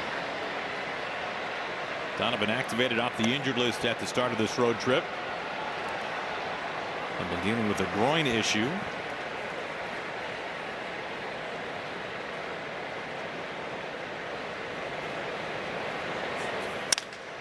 Broken bat and into right field. Cam Smith.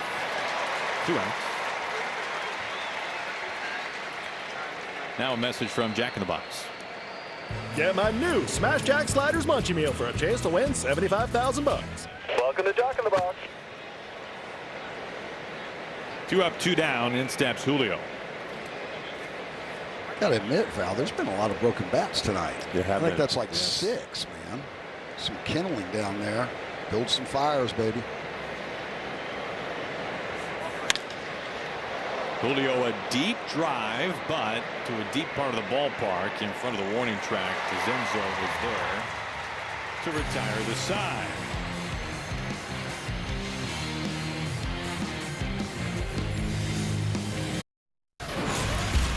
Brian Wu getting the ball tonight for the Mariners. His swings and misses so far, all dozen of them through 5 innings. Well, we've seen another power tonight from Brian Wu. Being able to get the Astros to chase balls up out of that strike zone. That's always been a very effective pitch. But he's also had a fantastic sweeper to get the job done as well. Kind of effectively wild because he had so much movement on his fastball tonight. Yeah, Wu now at 86 pitches here in the bottom of the 6th. Specifically his 2-seamer. Yeah, I mean, it's running like crazy.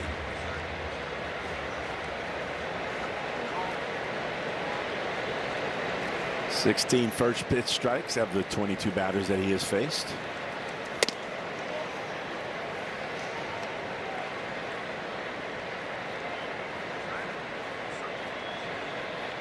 One ball and 1 strike to Walker, leading things off in the bottom of the 6th.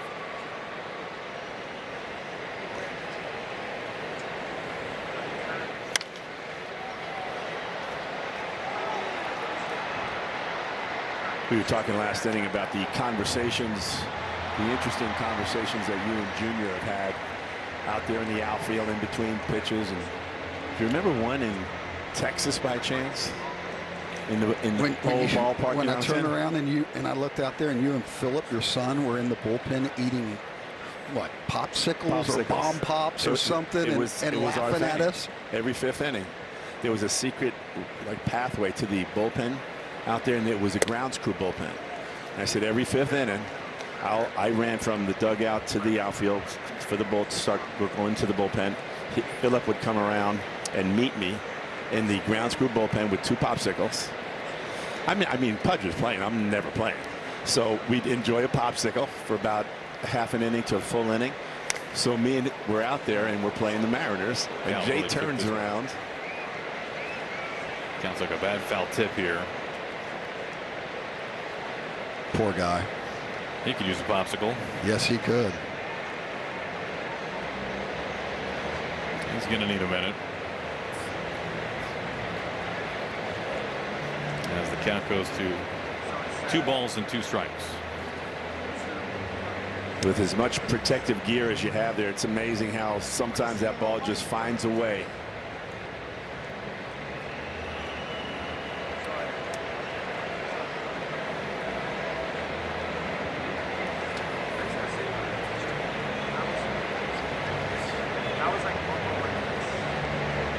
Do the Rangers clubhouse keep popsicles? Oh yeah, we do. This is before nutritionists were a part of the game. Yeah, but I can hear somebody from the peanut gallery all over us, and we finally, Junior, I turn around. It's like, really? It's David. Look, I mean, and what a great opportunity for you at that stage of your career to go there and have your kid be able to experience something that it'll never happen again. No. But he called me and he goes, "Hey, Bone, I think I'm going to sign with Texas. You think I'll like it?" And I go, "Brother, it's the greatest place in the world." And guess what? He's still there and never left. He's living in Dallas. Well, the part that was funny to end that story was they came over to the fence, and all of a sudden the umpires are going, "Hey, let's go. We're waiting. We're trying to start the game." I'm telling them to shoo because I don't want anyone to see me. Get back to your positions. Let's go. This is my secret. Yeah, we're just standing there looking at him like this, and he's like.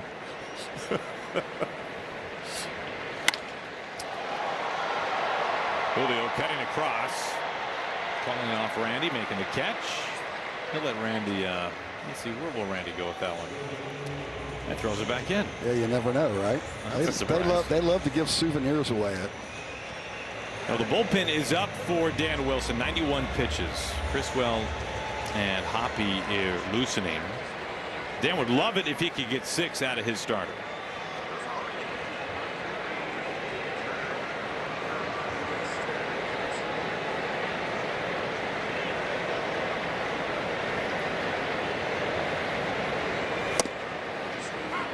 Strike one to Cam Smith. Just pouring it in. Keep firing strikes. Atta boy.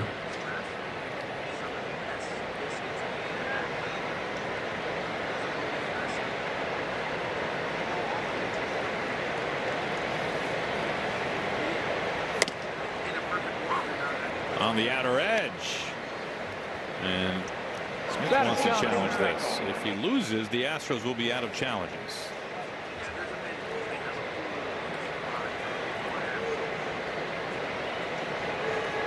And it's 0-2. Astros are done. Ball's overturned. Houston has 0 challenges remaining. The high water mark this year for Wu is 98 pitches. That came in his last start against Atlanta when he went 6.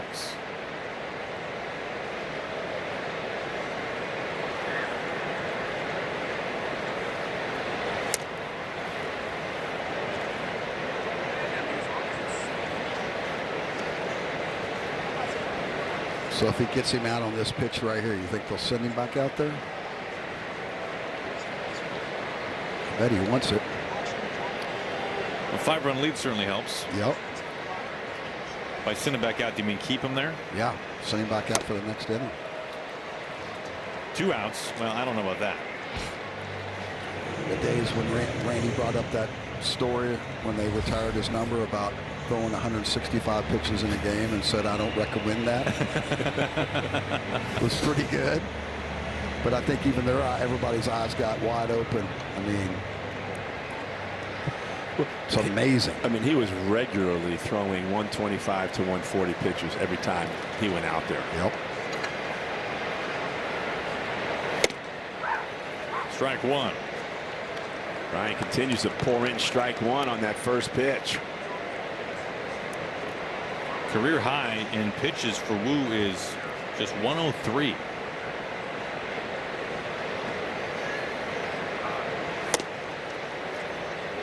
And it is a long year, so definitely take that into consideration for sure.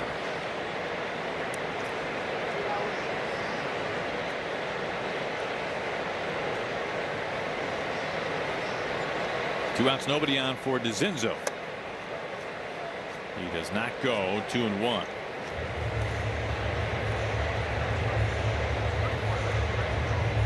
Mariners rotation 4th this year in quality starts. Wu 1 out away from a quality start tonight. 3 earned runs or fewer, 6 innings or more.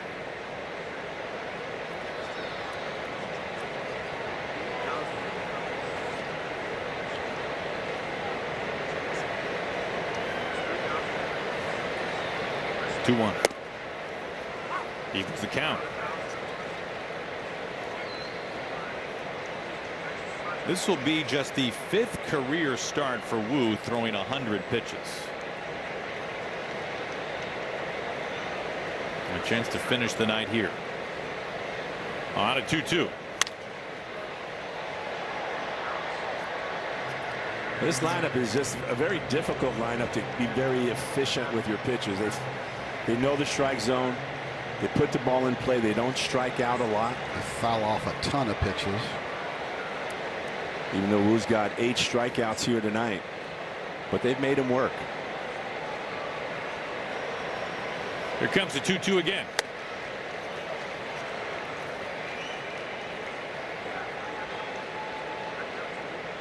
Well, he knows he's nearing the finish line.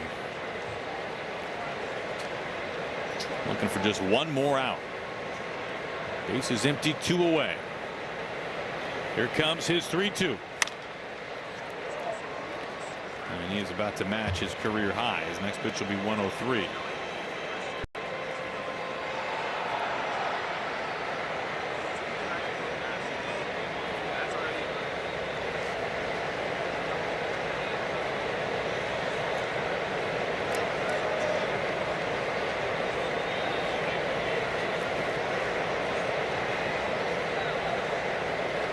Another 3-2. Shocker, another foul ball. That's what runs that pitch count up, all these foul balls that they have. This next pitch will be a new career high for Wu. 104.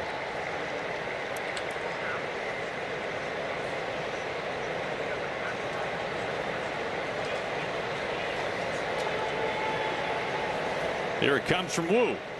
And he puts him away. 96 to finish the night from Bryan Wu. 9 strikeouts, and he retires the final 11 hitters that he sees. On to the 7th, Naylor.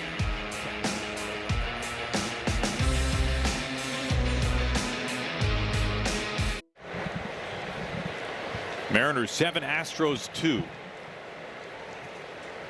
Quality start from Bryan Wu tonight. Mariners with a couple of home runs, including a grand slam by Canzone.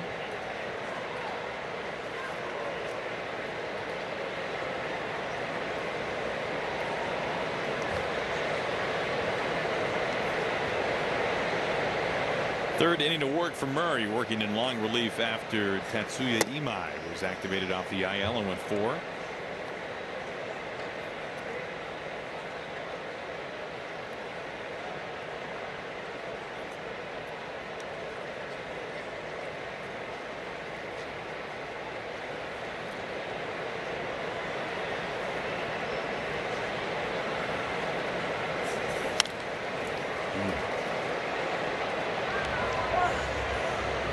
Josh was looking at the back leg one right there.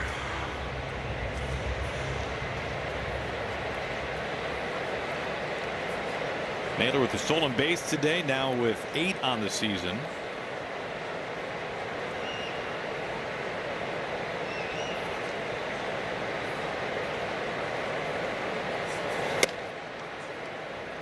Now, somebody was asking me today how Naylor steals so many bases.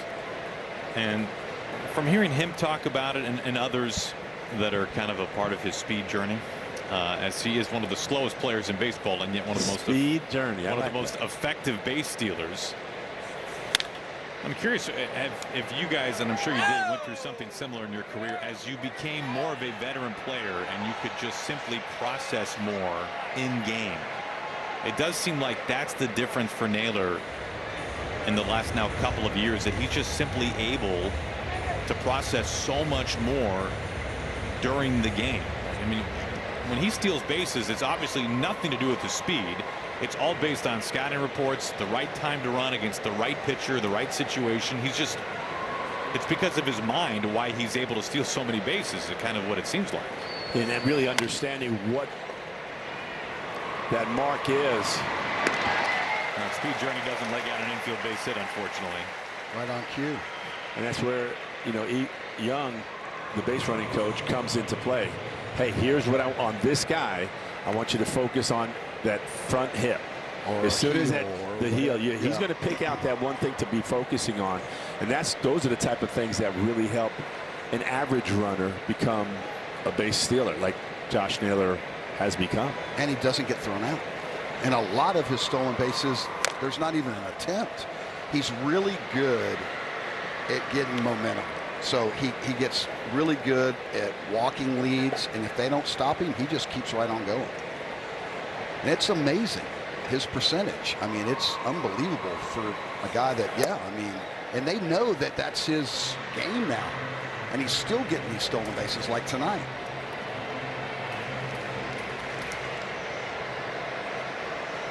And it's helped everybody else out too, because if I can do it, you guys can do it. So it's made everybody a little bit better on their base running and stealing. Oh, everybody take a nice deep breath and rejoice. Cal Raleigh finds a knock. He is aboard.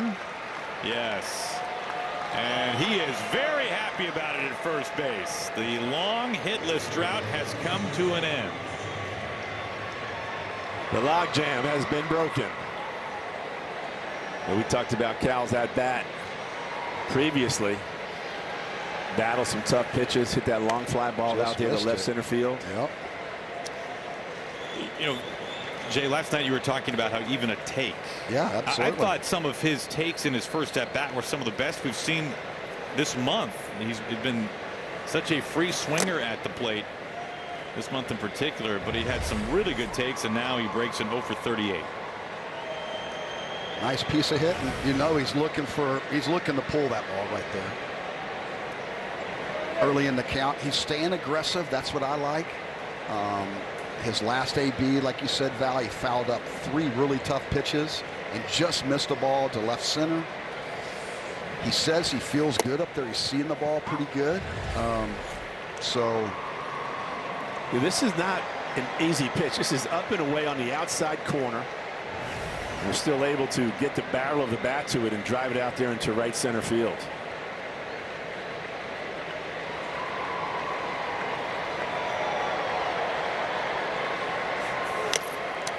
Okay, first major league hit. The walk-off to send the Mariners to the playoffs.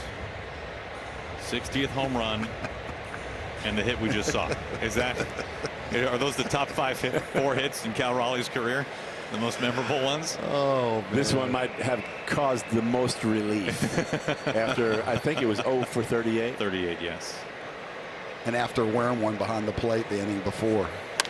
I mean, he's just taking some abuse. Randy, stay hot. Now watch him into the corner. That catcher's speed is being waved home. Cal stampedes to the plate, and he gets in there standing. He goes first to home, and the Mariners take an 8-2 lead. Randy Arozarena having a phenomenal night.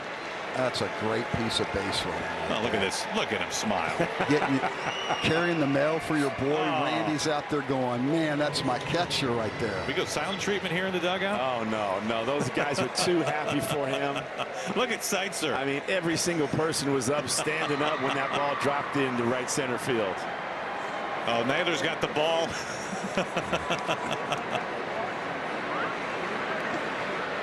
You know, it does go to show you. It's a hard game, man. Yeah, I mean, put that ball up somewhere and look at it. Remind you that it is a hard game. Raley is out. I mean, you think about all the things that Cal has already accomplished in this game, and how hard it still can be as he rumbles home. Looks like Dave Valley out there. I did not think they were going to send him right there. Not sure if Cam Smith kind of missed the first pickup, and that gave Cal a little bit of extra time. Kind of got in that corner. We were kind of blinded by it from up here. But yeah, I think you're right. He didn't get a clean grab. But after that knock, Cal was just floating around the bases. Yeah.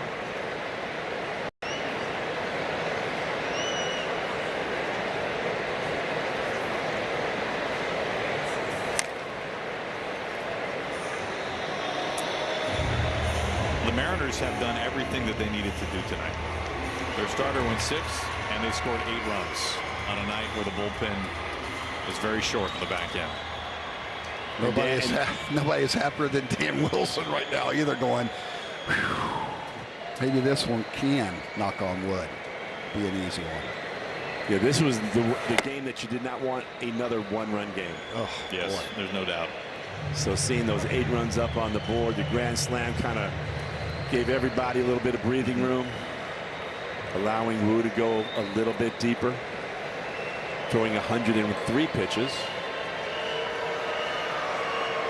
Yeah, Danny's going to run out of row weights if there are too many more one-run games. It is May. Think it's easy? Canzone had the grand slam earlier. He's on deck.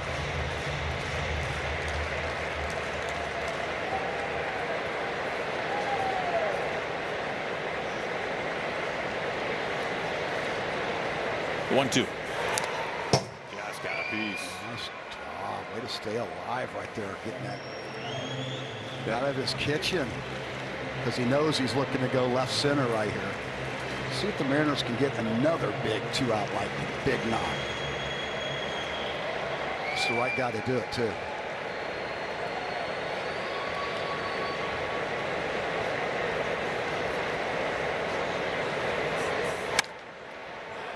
This hangs up towards the gap. Matthews coasting to his right for out number 3. Arozarena, an RBI double, and Cal Raleigh with a base hit in the 7th. Mariners TV is brought to you by the Washington Lottery. Washington's lottery helps fund the Washington Grant. Free money for college, training, or apprenticeships. Brian Wu, 6 innings, the 2 runs, 9 strikeouts, and a career high 104 pitches, Val. But another great outing from Brian Wu. Going over those 6 innings, throwing 104 pitches. That's the most of his career. Giving up just 2 runs on 4 hits. Had a couple of walks, but also 9 strikeouts again. I believe he had 9 strikeouts against the Braves in his last outing.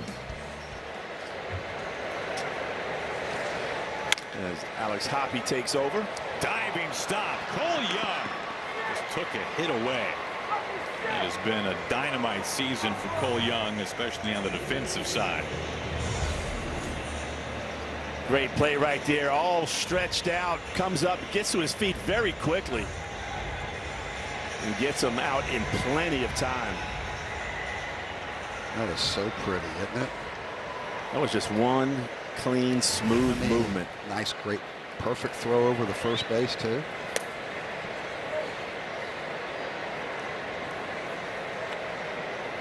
Fifth appearance this year for Hoppe, who recently made his major league debut. Another one of those guys you were talking about, Aaron, with not a lot of experience. Well, the bullpen is full of them right now.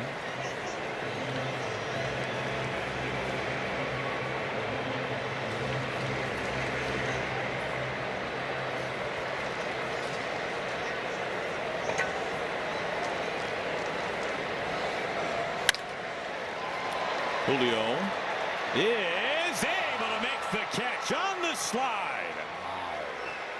Mariners are flashing the leather in the 7th inning.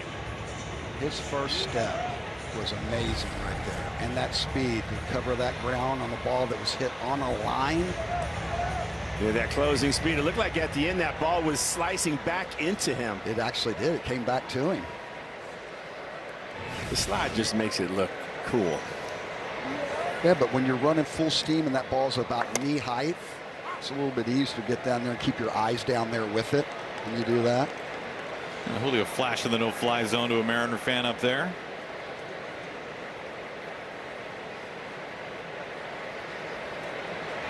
I can still remember Julio's rookie season, the first time he did that with his arms, and all of us were like, what's he doing? What's that?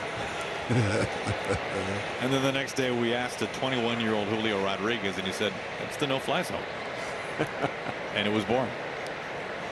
He knew about it the whole time. He's so good. He's so great with the fans. Even on the road. And they love it. It used to be you threw a ball in the stands, they were going to throw it right back at you. And now they're loving it. It doesn't matter if you're on the road or home, wherever it is. No, he has such a unique personality. so engaging. I was down in the Dominican with him when the Dominican team had a big dinner. And there was only about 60 people there. The president of the country was there, and Julio, that entire trip, was carrying around his own little personal video camera. And the president comes walking up to him, and he goes, wait, hold, stay back. Hey, Mr. President. And he just starts talking to him while he's filming him. I mean, 1990s dad style. It was so good, so good. End of 7, Mariners in front 8-2.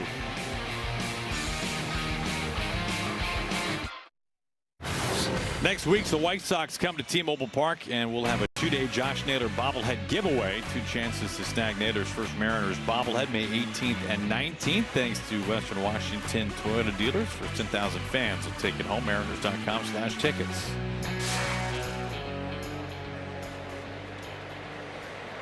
New pitcher on the mound for the Astros, A.J. Blubaugh.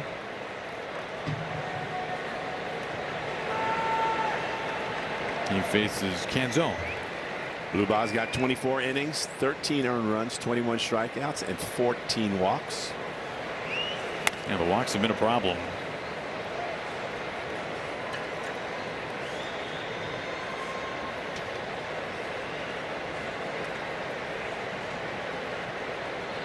First career grand slam for Canzone earlier. Do you remember where you hit your first grand slam? I don't. I really don't. Really? I don't even know how many I have for my career. You had 9 with the Mariners, 10 for your career in total. Junior, the most in franchise history, with 12. Well, that's right. I think my first one was with the Yankees, wasn't it? How about AD, by the way, with 9 grand slams? Mr. Mariner. Canzone is out. Talk about exploding on the scene. Alvin Davis. Yes, he did. We were teammates in Salt Lake City. We played, I think it was the second game, and we both came back, and we both lived in an apartment complex, and we both had to go up the same stairs. His door was on the right side of the landing. Mine was to the left. Go inside. Hey, good night, man. I'll see you tomorrow. Next thing I know, about 10 minutes later, he knocks on my door, and he's like, Val, I'm going to the big leagues. I was like, what? Like, we just got here. We just moved in. And boy, he never looked back. He never came back to the minor leagues. He got to the big leagues and just started raking. Ended up winning Rookie of the Year that year. All-time leader in home runs at first base, right? Mariners? Oh, I'm sure, yeah. 160? I think he had 26 that first year. And could do it all. Could pick it. Great leader. If only he was a nicer guy. Yeah, isn't that the truth? Maybe the finest on earth. I agree. I agree. Never a bad day. Ever. Always smiling. Always a gentleman. Always keeps you in line. But says it in the right way. Just has a... He has such a sweet spirit. Yes, he does. You know, his temperament was incredible. Like I never, ever, ever... I played with him in AA and AAA in the big leagues for many years. We were roommates. Never ever saw him lose his temper. Strike out with the bases loaded. He'd walk back, take his gloves off, put him in his helmet, put the helmet back in the rack, go sit down. And I'm like, how do you do that? I know. How did you do that?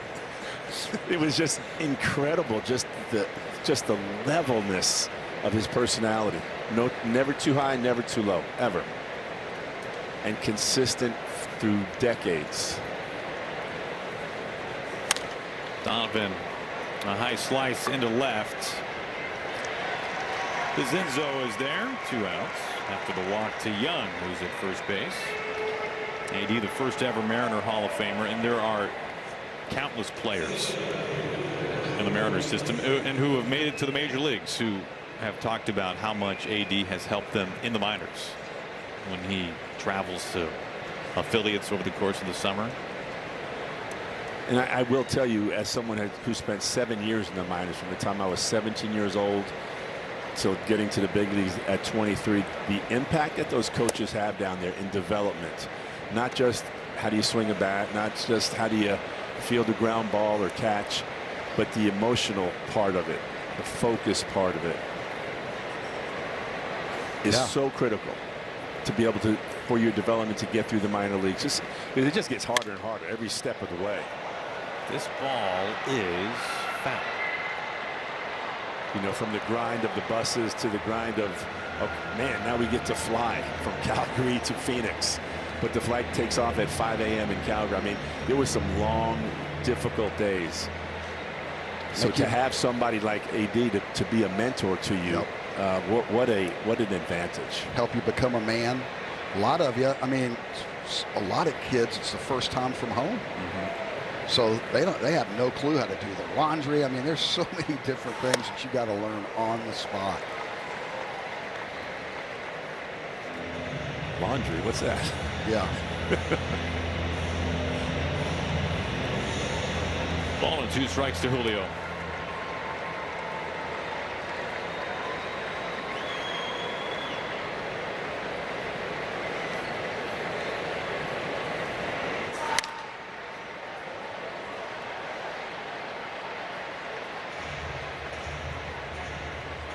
Yeah, I mean, think about if anybody listening has a family member or a friend who's a high school senior. Imagine them going and playing professional baseball next year. That's what happens to hundreds upon hundreds of players each and every year. And they go from high school to pro baseball. What a transition. Swing and a miss as Julio goes down chasing. A runner left. We move on to the bottom of the 8th. Mariners in front.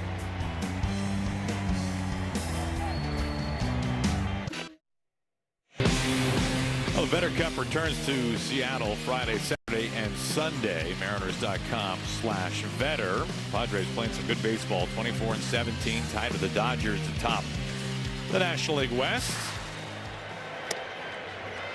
Hoppy back out there, fires the first pitch strike. He's got the top of the order in Altuve.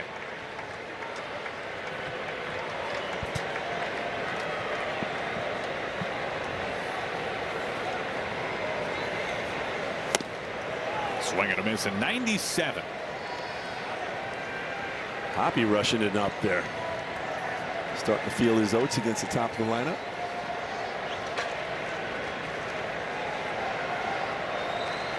I mean, when you guys watch baseball nowadays, this has to be one of the biggest differences.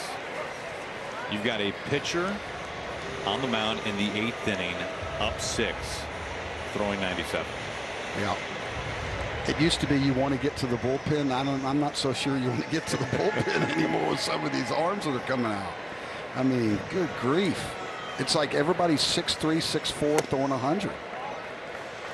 And with all the saber matrix and all the different things they got going on, the spin and all that, they can make one little bit of adjustment. Somebody could go 95 and then come back to spring training and throwing 100. So, I mean, they can make instant impact on these pitchers. Wish they could do that with some of the hitters sometimes, but it's not the same. That's why I think the pitchers have such an advantage right now.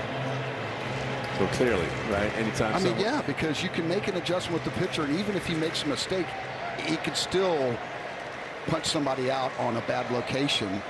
Whereas a hitter, you're trying to make an adjustment, and you know sometimes we can be mental midgets, and it doesn't work, and we want to throw it in the trash can. Or you do that right there. Hit the ball right on the button, and it's right at somebody. Yep. Or how many times did you get a great pitch, fastball right down the middle, and you miss it?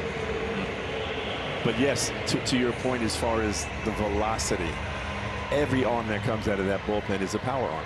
I can't remember the last time I saw a little cunny thumber, you know, just trying to flip it up there, you know, trying to. It probably worked because these guys are so used to velo, that all of a sudden you get a Jamie Moyer out there and he's just carving them up. Well, he carved up everybody anyway. He would even tell people what's coming, and they still couldn't hit him. I mean, I think it would be a huge advantage. I'd love to see somebody out there throwing 88, 89. Little BP fastball, little this, little. I mean, it's just. But it ain't going to happen anymore. These guys, they can bring it. Every closer throws 100, 101, 102. We saw Munoz hit 101 last night in the save. Now Julio getting some action, charging in on this, slowing down and making the catch. And what's the kid, the right-hander over in Milwaukee? I'm drawing a blank on his name, but he's throwing, what, 103.5, right, almost 104. Oh, the Miz? Yes. As a starter. As a starter. That's crazy. How does your arm hold up to that? Chapman forever. I mean, he's, however old he is, he's still bringing the heat, which is unbelievable. Well, the Mariners will see Mason Miller on the homestand. I mean, knock on wood without an injury. I'm knocking on wood for him. I mean, it's amazing that that elbow can hold up. 0-1 to Paredes.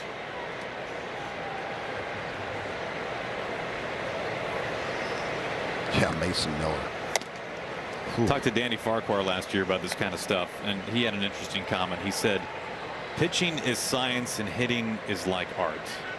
And what he meant was that as a pitcher, you know, because it's been studied, that if you release the ball with this grip at this angle and this spin, this is how it'll react. Very scientific. With art, you can get off the best swing at the perfect plane, catch the ball dead on, and you're out to third. Yes. Or you can flick it and it dumps in for a base hit with a broken bat, right? I thought it was a great way that he put it last year. It's a great game. I don't know if you always felt that way. You know what, though? You bounce back, man. You got tomorrow. That's the beauty. When you're an everyday player, you're in the lineup, you know you're going to get a chance for some redemption. And the art part, right? Every hitter has a different stance. You're right. Has their own style. Yep. That's the beauty. Swing and a miss. A couple of quality innings from Hoppy. 6 up and 6 down for the ninth.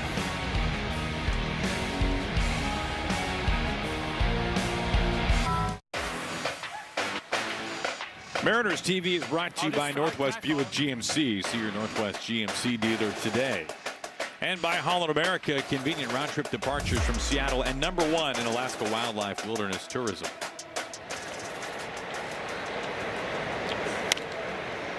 Griffey back from Ireland, huh? Walking through the stands. Good to see a junior jersey. A little birdie told me he played 164 holes in 6 days. I don't think you and I could walk.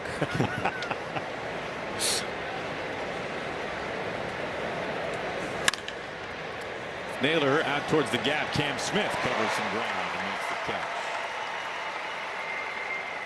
If Cam Smith can hit at this level, he's going to be a really good player because he can cover some ground out there in right field. He's a good athlete. Well, the fact that he has transitioned from a third baseman to right field. Got a great as arm. Quickly as he has. Yes, he's shown some great instinct. See how fast at full speed he got, how quickly. I mean, that's amazing. Here's a red hot Cal Raleigh.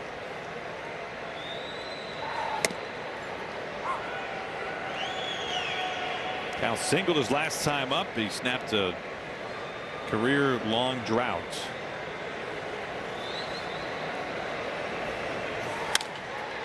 You know what? When you're hot, you're hot. You said red hot, baby. I like it. Good vibes. And so it begins. Cal 2 for his last 2.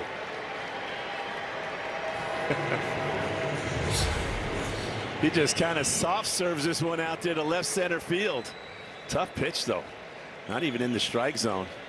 Little changeup down and away. Stays down and through it. Comes up with a second consecutive hit. He's probably going, man, 2 knocks. What took so? Wow! All of a sudden, what? I love it. It's been a huge night for Rosarena. First game this year with 3 extra base hits. Well, he's got a big fly right here. He said he was going to get 2, so come on, right here. You sure he didn't say 2 doubles? It was 2 of something. He's swinging for 1. Another one. Well, tonight he's used the entire field. Double down the left field line, double down the right field line. Home run. Couple stakes.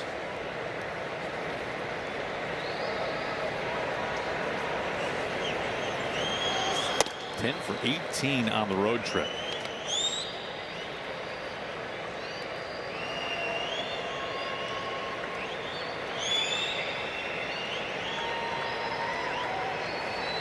He's got eerie quiet in there, isn't it? Ooh, little out in front.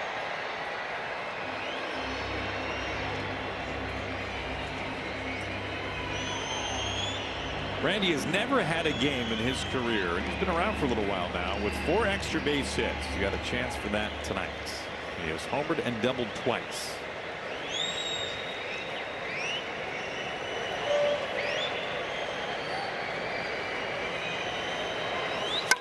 Oh man, there goes the bat, and staying alive.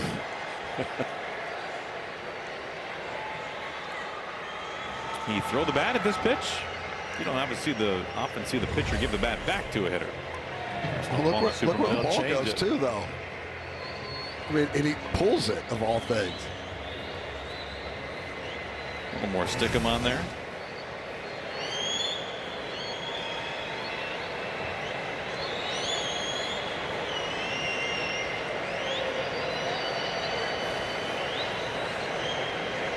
Looking for his first 4-hit game since the summer of '24.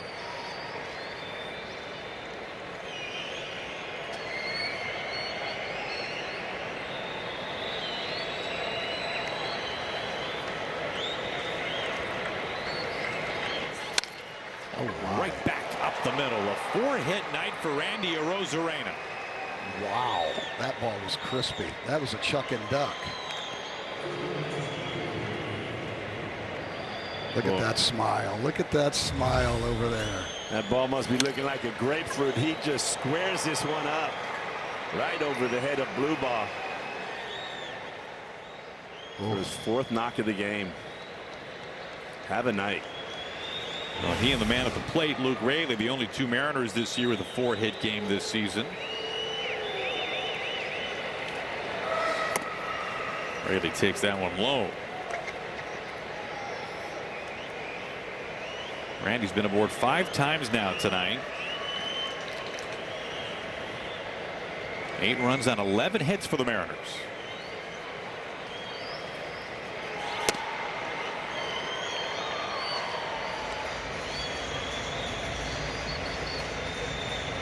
Now, tonight has been everything the Mariners could have hoped for. Meanwhile, more of the same for the Astros.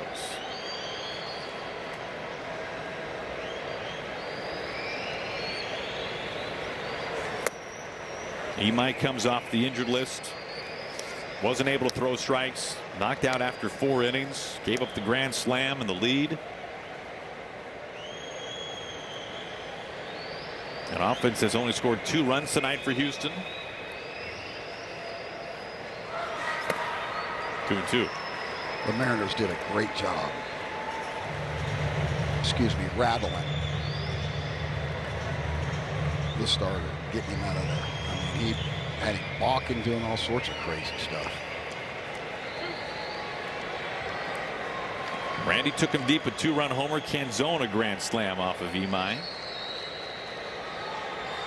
2-2. Way outside.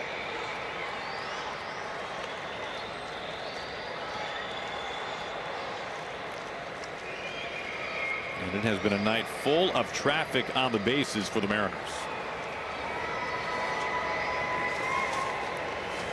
3-2. And the traffic continues. Raley reaches for the 3rd time. Bases are loaded.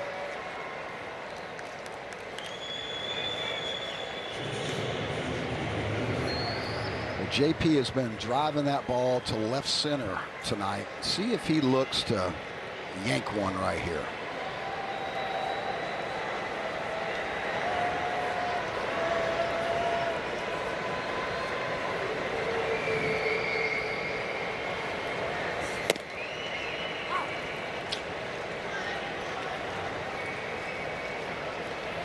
JP with 6 grand slams, trying to crawl his way onto that list that we saw earlier. It's pretty impressive, though. Yeah, for a guy who is had less than 100 home runs in his career. That's a lot of grand slams.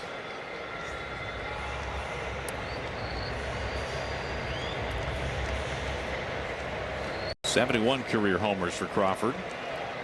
Bases loaded, 1 away.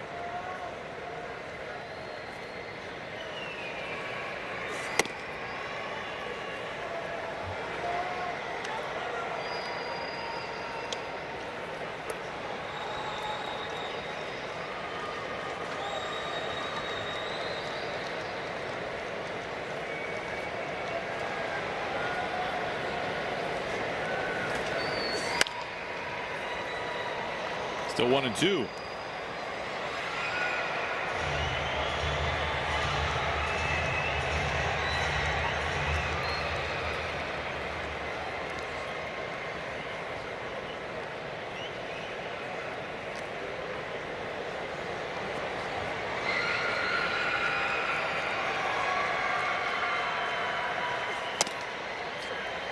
Good take just off the plate. I think you see Tracer has it just missing. One out, bases loaded. The 2-2. Ooh, that's a good take right there. And what stands out the most about it?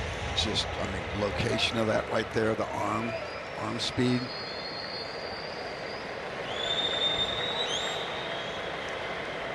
Been speeding him up with the fastball and then pulled the string on him. A bases loaded walk for J.P. Crawford. He reaches base for the third time. That's a great AB to battle all the way back and take a bases loaded walk. Get your little RBI, fouled off some tough pitches. Yeah, JP's putting together some real quality at-bats. His ability to get on base, I think, he got it rolling when Brendan Donovan went on the IL and he got moved into that leadoff spot. And it seemed like his approach really started to solidify. He was working the walks, started getting because you're the leadoff his hits. guy. You have a little different mindset. Yeah. Forgot somehow, some way to get on. That's a great AB right there. Could he hit 2 grand slams? What do you think? Why not? Mike Blowers did it, right? Nomar Garciaparra, I believe, did it.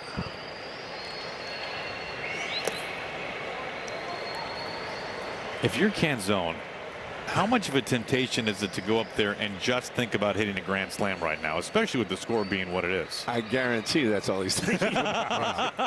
But that was a great take right there. He wasn't over aggressive. So, quick story. I hit 2 home runs off of Don Sutton. My last at bat. Dom thinks this was a ball. He would flip the count to 2-0. Let's find out. It's a ball. And he's right. So I get up, my last at bat. Seattle has 2 challenges remaining. And I end up walking. I get to first. Somehow I get over to third base, and Doug DeSense, the veteran third baseman, says he goes, "Don't you ever do that again." And I'm like, "What are you talking about?" He goes, "How many times are you gonna have a chance to hit 3 home runs in your career?" He goes, "You can't walk. You got to be swinging." It was a blowout game in Anaheim, but I kind of said, that makes sense. It makes a lot of sense. He wasn't a little boy. That was a big man, Doug DeCenzo. Well, he's tried to get it. Oh, yeah. He tried.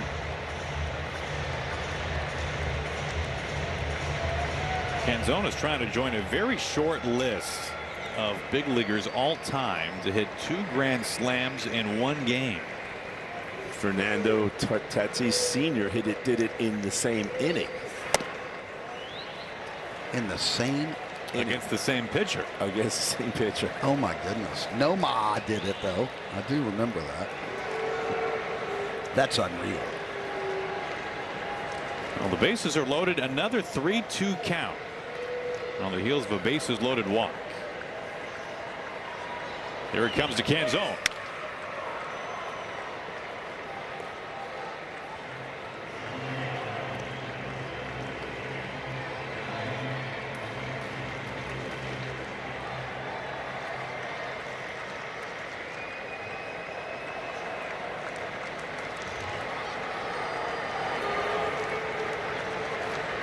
The 3-2. Fly ball out to right field. Smith is on the track to make the catch. It's a sacrifice fly from Canzone. Now the Mariners have turned this one into a laugher. It's 10-2 in the 9th inning. Never been so disappointed by a sacrifice fly in my life. I was hoping it was going to continue to carry, but with full count, you're protecting, you're ready to swing. He gets one right down the middle, elevated, but just didn't get it on the sweet spot. Just a little out in front. Little 5 RBI night for Dominic Canzone. And Randy Arozarena scoring 4 times tonight. It's the second time in his strong career that he has done that.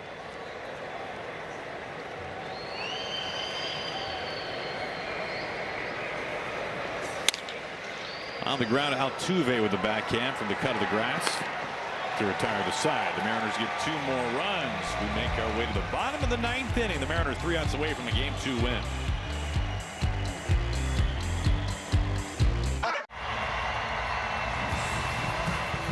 All Mariners as the Astros are down to their final 3 outs tonight. Bottom of the 9th inning, and a really special night for the man you're looking at on the mound, Domingo Gonzalez.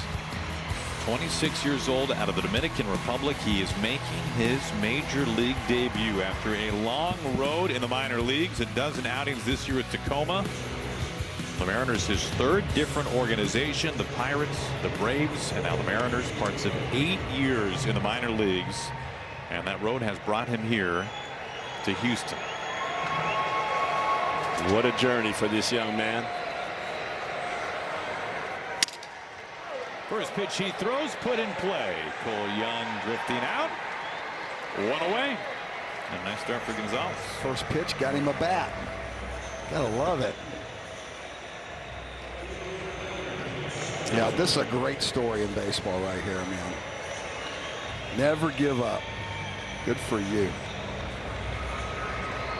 And they'll take that ball out of the game. Get that authenticated.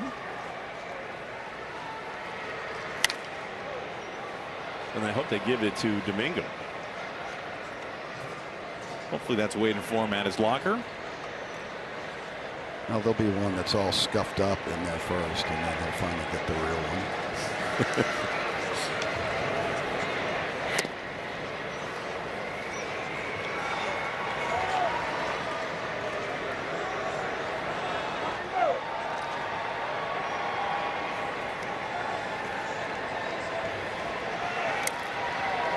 Gonzalez was acquired by the Mariners. He was a waiver claim last summer in August. Put on waivers by the Braves.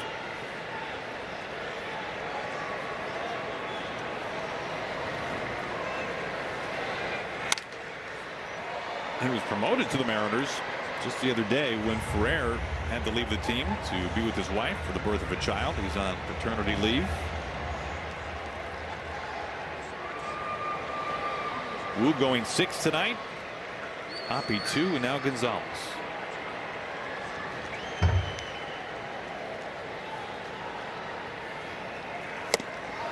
Swing and a miss. Congratulations, Domingo Gonzalez, his first career major league strikeout. And he does it on a 95-mile-an-hour fastball that he throws right past Cam Smith. Congratulations. He's got a couple waiting for him now.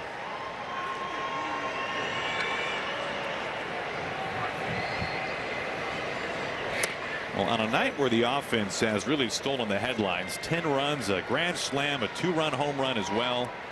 Mariners pitching has just been dynamite tonight.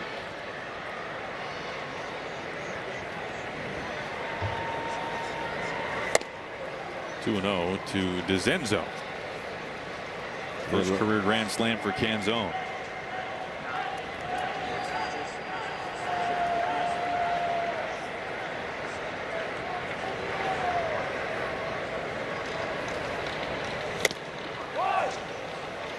Just missing off the plate. 3-0. Astros tied this game up in the 3rd. The Mariners scored 8 unanswered. There's a strike.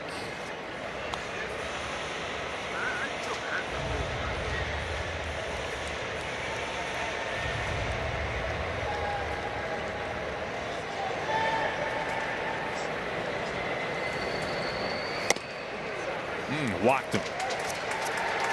That snaps 19. We'll see how this turns out.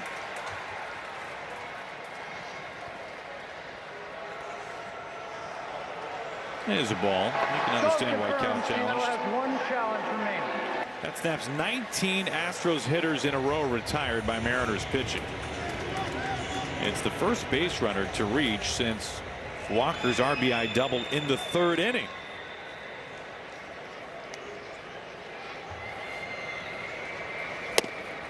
Strike one to Shoemake. You mentioned the pitching here tonight. It's been strong in both of these games against the Astros. Yesterday with Kirby, and the bullpen comes out and gives you 4 scoreless innings.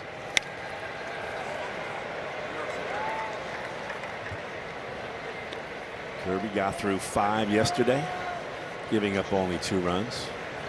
Bryce Miller will make his season debut tomorrow.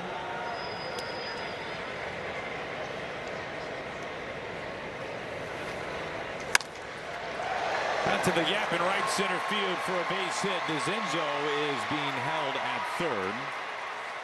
Astros have him on the corners.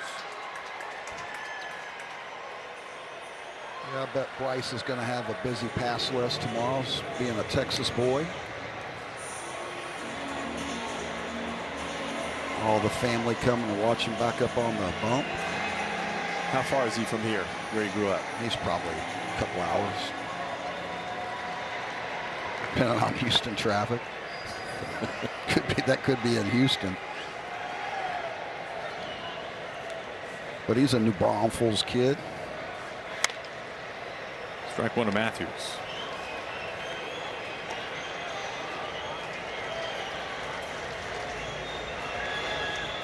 Now, Pete Woodworth, Mariners pitching coach, saying today that Bryce's stuff looks as good as it ever has when he watched him in Everett.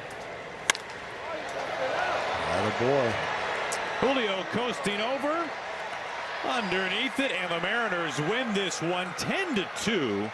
They have now won 9 in a row against the Houston Astros dating back to last year, and the Mariners got everything they wanted tonight. Great pitching and plenty of offense.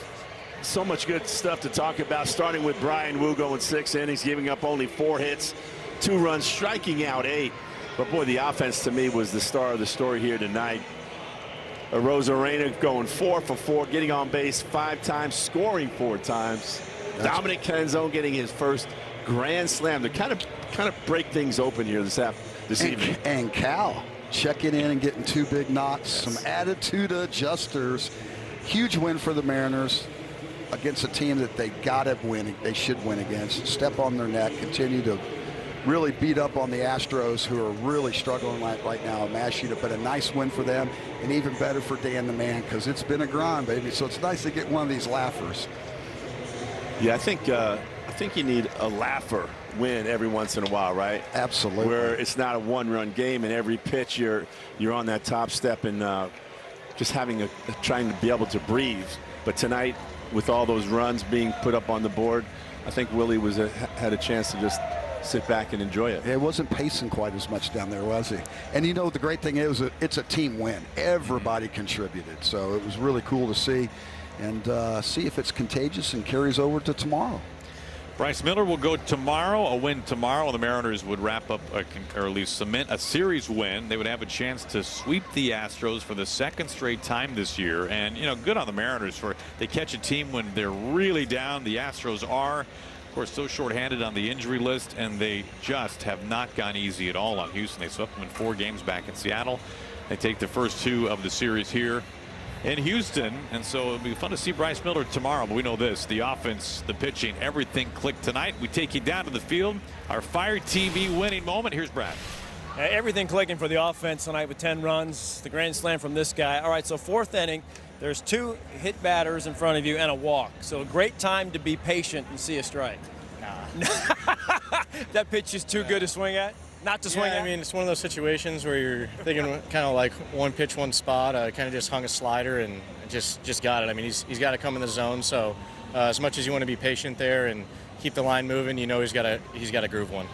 I know you're not trying to hit a grand slam. At one point, running the bases are back in the dugout. When did it hit you that, man, I just hit my first career grand slam? Yeah, I think as soon as it left the bat, kind of that feeling set in. I knew I got it, but yeah, it was definitely a good pitch to hit, and yeah, good feeling. Were you thinking the same in the ninth inning? You're like, hey, why not 2? Yeah, and then I chased the ball over my head, so that's what that gets you. But yeah, it was a good night for everybody, and good to see everybody swinging it. Yeah, you swing it, Randy swinging it. I mean, and to see Cal get a couple of knocks as well. Yeah, talk about him, the struggles for him maybe, and just breaking out, and everybody having a good night tonight. Yeah, I mean, Randy's been leading us all year. I mean, he's hitting 300 right now, so it's just been awesome that even though we've been scuffling a little bit, there's still some guys that have it figured out, and awesome for Cal to get 2 knocks tonight. You couldn't tell in the clubhouse whether he's been 0 for 4 every day or he's been 4 for 4, so he's just one of those team leaders that you can always count on. You know, we were talking yesterday about your good memories here. Go back to last series in September when you guys swept them, catapulted you guys to the title, and your WBC fun here with Italy. The 5 RBI tonight. Where does this one kind of rank? It's definitely up there. It's got to be top 3 for sure. But yeah, it's been some good memories here over the last probably 6-7 months. So it's you don't take any of those moments for granted. Maybe get a second home here in Houston? Yeah, that'd be great. Hey, Dom, we appreciate it, man. Congratulations. Great game. Let's keep it going tomorrow. Appreciate you guys. Thank you. All right, Dom Canzone getting it done. Knowing the Grand Slam, yeah, right off the bat, but why be patient when you get a pitch that good to hit? He did that and got it done. The boys get to dance 10-2. They won the first 2 games of the set, 9 straight against the Astros.